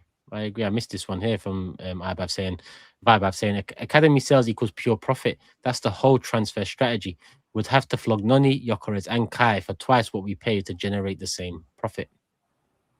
But that's again, I don't know if I agree with that. What is really going on with Arsenal's finances, eh? Let's see. I think there is this kind of desperation to sell. And I think that's not good for negotiation. Like clubs know we have players that we want to sell. They'll come. But it feels like we're really trying to push a few out. I wonder why. We waited too long with it, man. That's why I was going off on my last time saying get it done early. Like a lot of these players have proven not to be of interest because of the wages they're on. We've gone through other summers before, waiting for someone to come in for one of them, and no one's come in. So to do it again, very silly. But yeah, it leaves us in a position where now we know, in my opinion, we know 2 of Martinelli, Jesus, Ranieri's leaving. But we got money. We got money because anyone out there ain't going to cost what Vinny did. And for Vinny, we had a package. So we've got to do something. Gabrielle, this super chat doesn't have a comment attached to it. So apologies for that one. But let me go right back to the top. Kusta, big up the panel. Time to run it back. I saw a rumor that we may try and sign striker Kafane from Leverkusen. Any analysis on him, James? Look good against us, but I don't know. I haven't watched him closely, and I haven't seen that rumor. And normally I'm like all over those, so I haven't seen it. But yeah. Can I throw one more transfer suggestion? Well, it's a question. My guy is a fan of the podcast. He sent me a text just before we came live, and he asked me the question: would you flip Zubimendi for Jack Grealish? You know, you asked that one there, James. If you're going to add that bit on the end of it, but he asked me, would you flip him? And at first I was like, no. And then I was like, no, I wouldn't, man. Don't do all this great work and get really gassed about like what the midfield could look like, and then suddenly we're saying. But you're right to ask. So there are rumors that Real Madrid want Zubimendi. There's a theory from someone online. This is just a fan. It's not no one claiming to be an ITK or knowing anything. There's a theory I saw that I thought was interesting, that Rodri goes to Barca, Real Madrid pick up Zubimendi, and De Jong comes to us. It could just be a bit of a merry-go-round situation. Love De Jong. I wouldn't let, because Zubimendi. Am I the only one who thinks Zubimendi had a good first season? I mean, I liked him. He maybe didn't do the things we expect him to do, but I thought he had a really good first season. I wouldn't flip him just so that I can answer that question. I would not sell him, but I think it's a valid question to ask when you think about if you could probably make a profit on Zubimendi, if we're being honest. Probably could, yeah. It then frees up minutes for Lewis Skelly. In that, do you know what I mean? It's one less person to battle with. Although I think we all probably agree he might be behind Lewis Skelly in the pecking order. I just thought it was worth asking. We make enough money now. Like we're not in a position where we need to. For me, it'd be like a Kivior situation. Then next summer, we're going to go get another midfielder because one person's injured and the whole fan base is panicking again. Like don't leave yourself short. The defense is stacked. The midfield is stacked. It's time to stack that attack properly. That's how I see it. That's why I don't really get the 40 to 60 million being spent on Quansah. Would we have swapped Kivior for Quansah last summer? No. So what the fuck are we like? I don't really get that one. So it's a fair. So shall we do some predictions then, just very quickly? Add percentage to a defender and an attacker. What percent do you feel with each one that we do? So for example, I'm 85% sure we bring in a defender, and I'm 50-50 whether we bring on an attacker. What would you say? Other way around. You're 85% sure we bring in an attacker? After Martinelli, Jesus on the bench and Ranieri going, I'm sure. If you asked me before the game, I would have been the other way around again. Yeah, that's really interesting. That's really interesting. The game Okay. swung it for me. Them being not part of the squad is a big thing. It's a big thing. Well, yeah, especially Martinelli. It's a big thing. I think so too. Jordan's off doing something, so let me go back to the super chats. The Black Luigi says, "Big fan of the show. Love from Ottawa, Canada. Big up. If we don't make any more signings and all our players are fit, what is our best 11?" Yeah, everyone's fit. Well, Yeah, it's super so- quick. It's Raya, it's Timber Saliba, Gabriel Calafiori, it's Erdegaard, Bruno Guimaraes and Rice, and it's Saka, I think Havertz and Solis. Albeit because we haven't seen enough of Eze on the left. Actually, for me, it's Eze on the left. If he can get to the form he showed at Man City away. Okay, that's fair. That's fair. You guys, any changes? No, I agree with that. The Lewis Skelly thing, but obviously Bruno and Rice are stalwarts in terms of their positions. So yeah, I'd agree with that. Is that your 11 for Friday? No, that's just our strongest everyone fit. Okay. By the way, I thought Ben White looked great. I was so encouraged on and off the ball. He looked like he was like, I'm not messing with you, Doku, today. I'm going to get there before you get to face me up with the ball. I thought he was brilliant. 100%. One thing with I was giving a monologue or two last season, Jordan shaking his head. But the thing about Ben White, yes, physically he's not up to par as he was 2 years ago, and he might not be up to par at the highest level anymore. But in terms of application, in terms of heart, desire, everything, he's got that in abundance. And I think considering the situation he's in physically is because of us. He took injections because he wanted to get over the line to win a league. Honestly, that sort of a player, you can stay here. You can stay here. And I know that that's why I prefer him right centre back now in terms of with Saliba out, Mosquera, Ben White, bringing a right back like you and James say, Jordan. I'm happy with that. Ben White, for me, he's got a home here as long as he wants it. Yeah, I hear him. Yeah, I'm with you. He's one of my favourite signings of the Arteta era. As a player and as a character, I love the guy. 100%. I'd sell him. Yeah. I love it's Connor Joe adds. The club definitely want to sell to buy to, otherwise we will be bloated in attack. I think Barcola is the one the club actually want, but money isn't an issue. I'm sure. I think they want Barcola as well. That would be a big one. I can't lie to you. Don't like the idea of selling academy players who show promise. Would have Ethan loaned out rather than selling. Reminds me of Gnabry peaking at Bayern Munich. Yeah, I hate that. I hate this. All right, I'll be the bad guy again.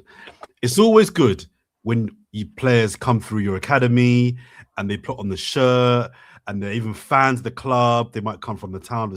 We all love to see players make that journey, right? I do. We love it. We got it in Saka. But like, if a player's got to go, a player's got to go. Like, people have had this whole thing over Smith Rowe. Oh no, don't sell him. Don't sell him. He's a Hurlender. I'm like, he wasn't good enough in the end. He wasn't good enough. So this idea that sometimes you sell a player that's from your academy and they blow up elsewhere, that can happen.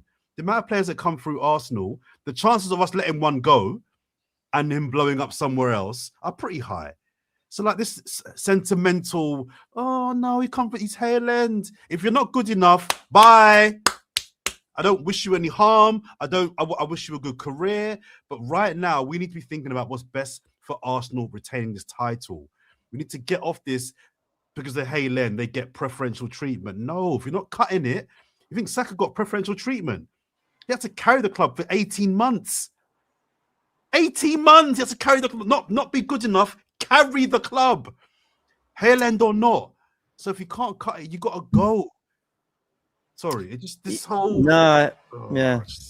I think I'm halfway there. I think what I'd say is Nwaneri's so clearly talented. That's why I'd be disappointed. It's not because he's Hale End or anything. Yeah, I know. I'd keep him and sell Madueke tomorrow. But you can't have Madueke, Saka, Dalman, and Nwaneri. Well, you can't have four right wingers. Everyone could, if they wanted to, point and laugh at Chelsea. You had De Bruyne, you had Salah, and you sold them. But why don't they? Because Chelsea won the Premier League when they made those sales, and then they went and won the Champions League. Within the 4 or 5 years after that, having just won it before.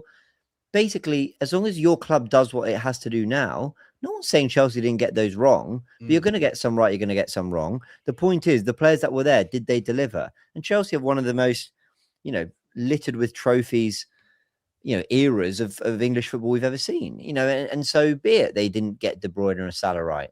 Now with Arsenal, sell Nwaneri. Those are two quite big ones, though. But yeah, I take your point. What do you mean? Sorry. Oh, De Bruyne and Salah. Two of the greatest of all time. But yeah. Well, I mean, and I have to say, even you're right. I mean, they literally maybe sold the best midfielder and right winger in Premier League history. I mean, in the same 3-year window as well, or wherever it was. In its own way, that's an extraordinary fumble. But again, it kind of shows the point that even with some fumbling to the greatest of the Premier League's history, no one really throws it back at them because of what they've gone on to win, in the years after. Now with Arsenal, they're looking to win now. So the question becomes, does Ethan Nwaneri start on Arsenal's best team? No, he doesn't. Well, then, of course, he's open for offers. Of course, Arsenal should be open. I don't want him to go, by the way, because I think he's better than Madueke, and because I think he has something that others in our side don't have. There's a bit of magic. I think if he got the minutes that Lewis Skelly was getting now and the trust that Lewis Skelly was getting now, Ethan would show that. But fine, that's not the direction Arsenal are going in. But Arsenal also do need to consider, if we can get 40, 50 million for this guy, and he's not going to be starting with, and that's why it goes we're full circle. Welcome back, Tesh. It's full circle to everything I said at the beginning of the pod. If Arsenal are going to play with out and out 10s, then don't let Nwaneri go, because he's got so much. We compared him to Coutinho in terms of his profile and things he can do, that bit of magic. You don't let players like that go who can do those sort of things out of nothing. But if you're going to play more of a flat midfield 3 in which everyone's got to do a bit of everything, then I start to wonder where Nwaneri fits. Yes, for me, he should be ahead of Madueke as a right winger. But if Arteta is so clear he's not that.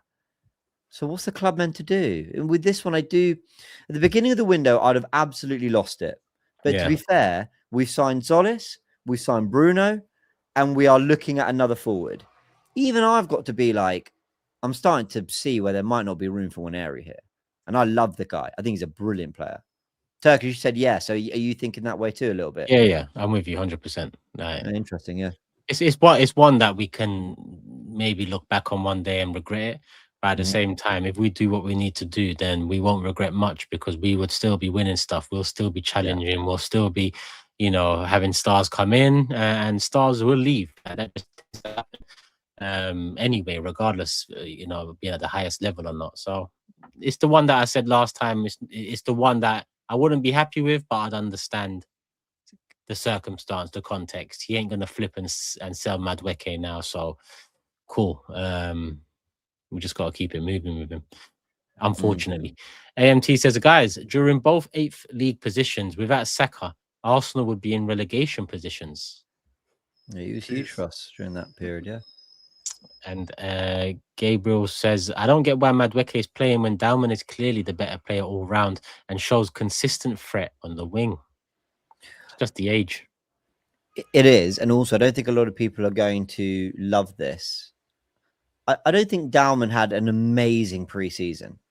And he's 16. That's okay. Bless his heart. Hope your GCSE results were good and, it's all fine. But, now you're playing for Arsenal. We're going to start to, after a year of seeing you, start to talk about you kind of more as a first teamer, because you are becoming a little bit more established in that area. He had a good preseason. He did. He didn't have an amazing one. I don't think it was nailed on that he had to start the Community Shield. And I see with Madueke's experience and pace why Arteta went for Noni, even if he didn't have a great game. I agree. I think that Nwaneri sales partly to do with Dalman as well, in terms of Dalman's minutes have started and he'll continue to get more minutes as the season unfolds. And it's probably a case of Dalman on Nwaneri in Arteta's mind. We're all bringing Madueke into it because we all have another opinion of him, but Arteta's opinion of him, I guess, matters the most. Have you seen Hand of Arsenal's comment? No. She's put seen a lot of fans saying put a buyback clause for Ethan. Have we asked ourselves if he wants to even come back if the exit is not amicable? Which I think is a good point. I mean, why would he want a buyback clause? He might be like, no, you're right. Yeah. Might feel hard done by. And by the way, I've only seen one or two comments, people being critical of me about what I said about Dauman. Guys, like, please open your ears for fuck's sake. Dauman had a good preseason. He didn't have a level of preseason where it was inevitable he had to start the Community Shield. And that's fine because he's only 16. But he's amazing. That's it. No one's critical of him here. Just going back to the last point you made about Ranieri might be carrying some feelings because of the way this has been. Like, why? Like, we all agree that we prefer him to Madueke. That's not a debate. But if he's got an issue with the club, Arteta can say, well, the guy that I signed came in the year that we won the league. So Madueke, whatever you guys think about him or not, he helped us win the league. That's Arteta's argument. So I don't understand why Ranieri would have an issue with the club trying to sell him. It's like, well, I've got 4 wingers. I don't need 4 wingers. And it's also a business. Your pure profit, I can get 50 mil, 40 mil for you. So I don't understand why he would take it personal. And if he did, that's just very immature, in my opinion. Did I say she when I was talking about Hand of Arsenal? By the way, you did, yeah. Oh, that was a complete. I actually don't know. So it could be. I have no idea.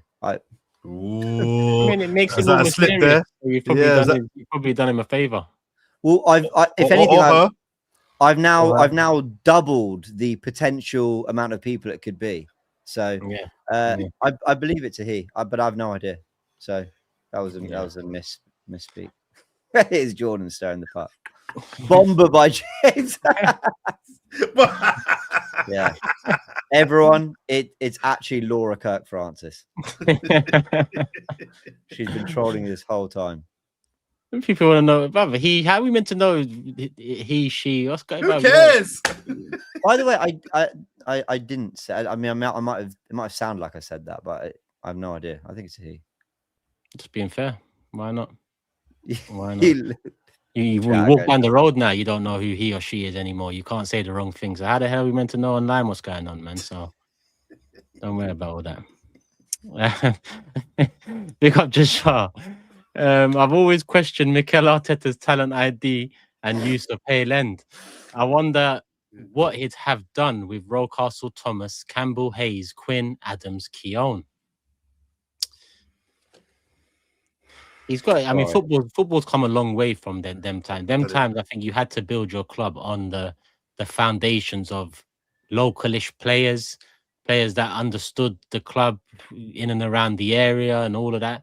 I think football is now up to the manager in what he wants the system. Like, I think Pep coming in and the way he dealt with Joe Hart is a prime example of that. I can't remember if Joe Hart was a academy product or not. I don't think so, but he was loved in Manchester. He was their goalkeeper. He was England international. Didn't fit Pep's philosophy. Pep went in, and as long as you get the job done, no one cares. And Pep I partially agree with that. Standards. What you're making the point about standards, right? But I do think it matters how you deal with the exit. I'm not saying we should disrespect Ranieri or Martin, but I don't think they've been disrespected. That's my point. People are acting as if they've been disrespected. I don't think they have. Man says she who shall not be named. I love our community, you know. I just love that now I've started something. Yeah, this will be clipped up. It'll be like exclusive. Oh man! James has doubled the potential amount of people. Hand of Arsenal. I've even narrowed it down. I've potentially doubled. So there we go. Big up, Hand of Arsenal. Delight.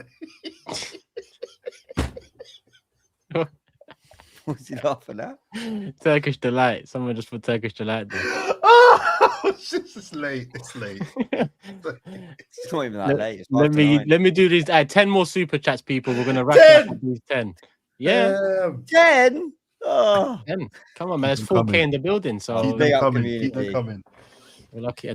I mean, don't keep them coming. Is Okay, actually no, what no. they should be doing. Let's wrap it up with the last 10. I got big 6 in an hour. I got to eat. Some of the comments are outrageous.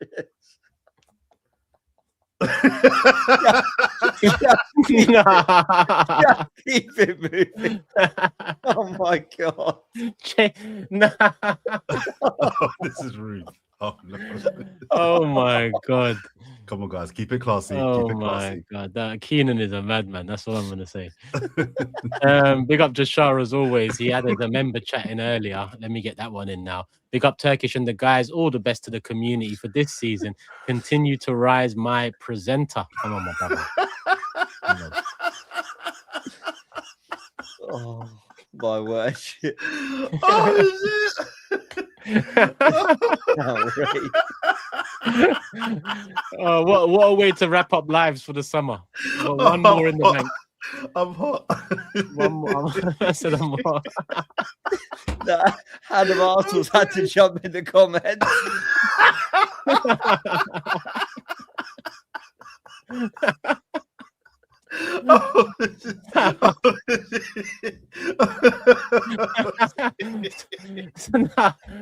What have we done? Oh wow. What have you done, James? Oh gosh. Nah. Oh no.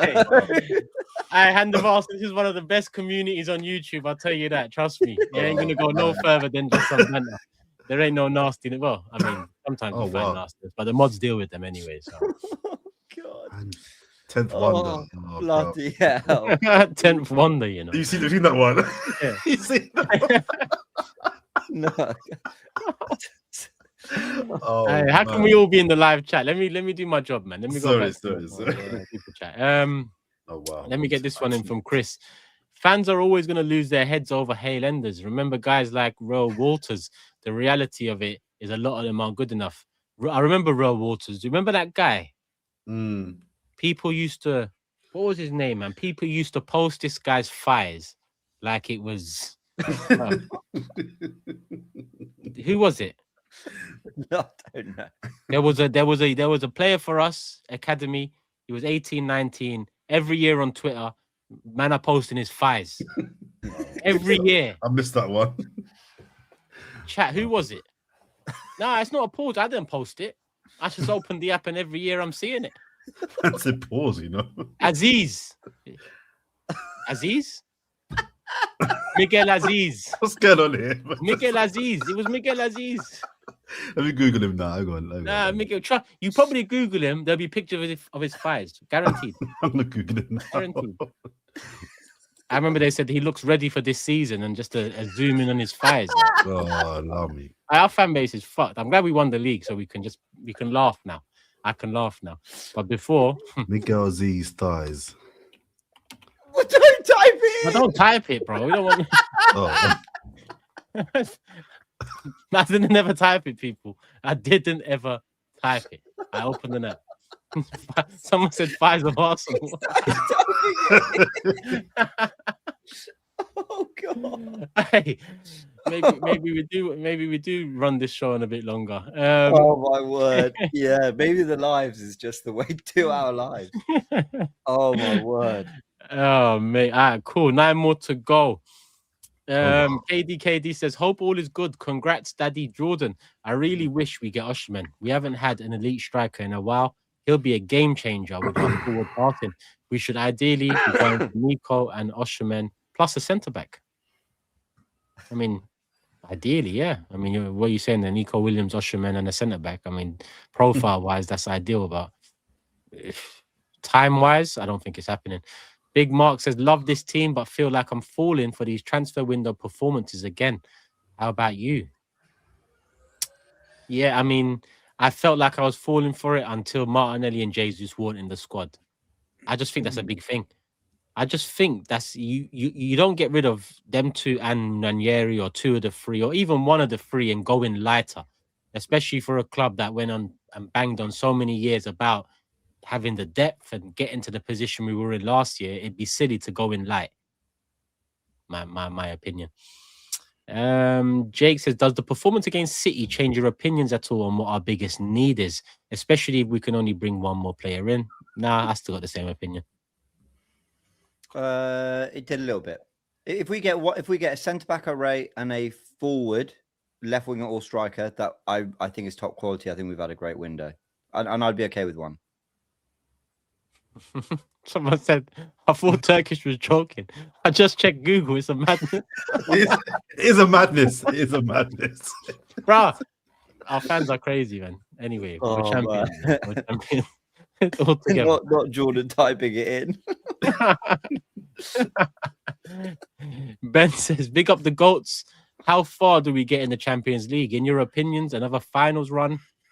I said it from the end of last year.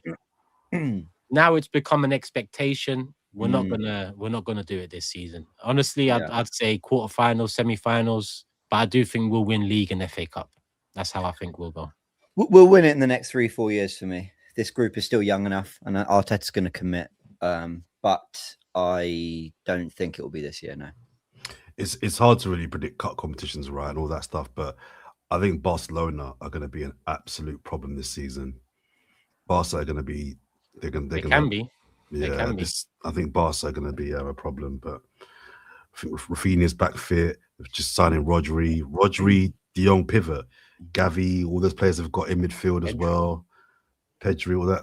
Oh man! And weirdly, I think Gordon, although I don't rate him, he's a really good player for someone like Flick. I think he's going to do really well there. He'll smash the league. I think not smash, but he'll do well in the league, and in Champions League he won't do so well. That's how I think with Gordon. Even though last year he done well in the Champions League for Newcastle, I just think he's not a Barca player in that sense. So we are selling the better, younger, higher ceiling player for 50 million max instead of playing him. Might be worth 100 M's in a season in this market. And Schaefer adds, didn't Ranieri push to get a loan in January, and the decision to renew the contract was he wants to play in midfield, not on the wing? That was the rumor. The rumor. AG adds, Ranieri created issues when signing a new contract. He demanded he played in central areas so early into his career. That's why Arteta signed Noni. Is that true? I thought Arsenal had said to him that they see him as more of a central player. Yes, but either way, it's all rumors and chat. It's none of it's confirmed, right? Yeah, none of it is. So it's hard. It's hard to pin it on him like that in terms of maybe he was at fault for the way it's panned out. I do think he is unfortunate, but it is what it is. We're champions. If that continues, then don't care too much.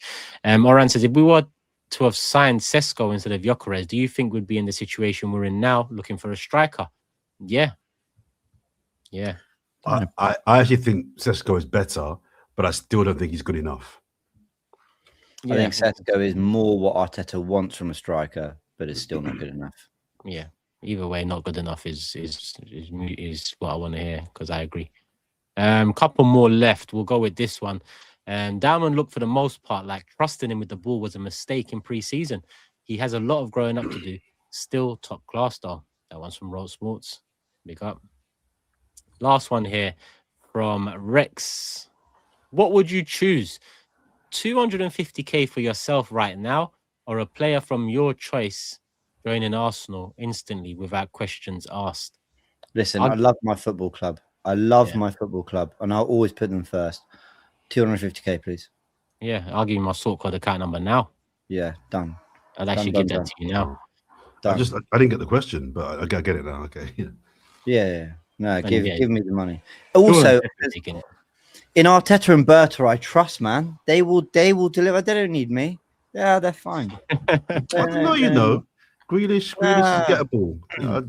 Go and get Jack, man. Go and get Jack the lads. Do you know what? I just know Jordan would happily forego 250 grand for a Jack Grealish transfer and a Netflix subscription. Either or. Not even both. Either one is enough. I can't believe we went into this season talking about Jack Grealish. But there you go. And that's the magic. Jordan, big up as always. Call us to say, my brother. That's his channel, 4th of September. That's his show. If you want to know more, obviously go over to his channel, subscribe, and he'll let you know across the socials. You know what to do. And big up James as always, keeping not just the Arsenal community in the know, but the whole football community in the know. Football first, that's the wider community. Gooniverse, that's the Arsenal community. Go over, show some love. The pod with Sheree last night, class. After review, logo looks sweet as well. Branding, all of that. Big up Max. Thanks, man. And Did a obviously, great job, Max. trust me, always does. And obviously big up the community coming over to Big Six next up in just under an hour. We'll be live, the original 6 in the building, so make sure you're there, people. Love for the love as always. Make sure you are subscribed with the notification bell on, because by Wednesday we'll have another pod out, and that's the one to kickstart the season. Coventry Friday, Premier League predictions, top scorer, all of that coming soon, people. Love for the love. We're out. Peace.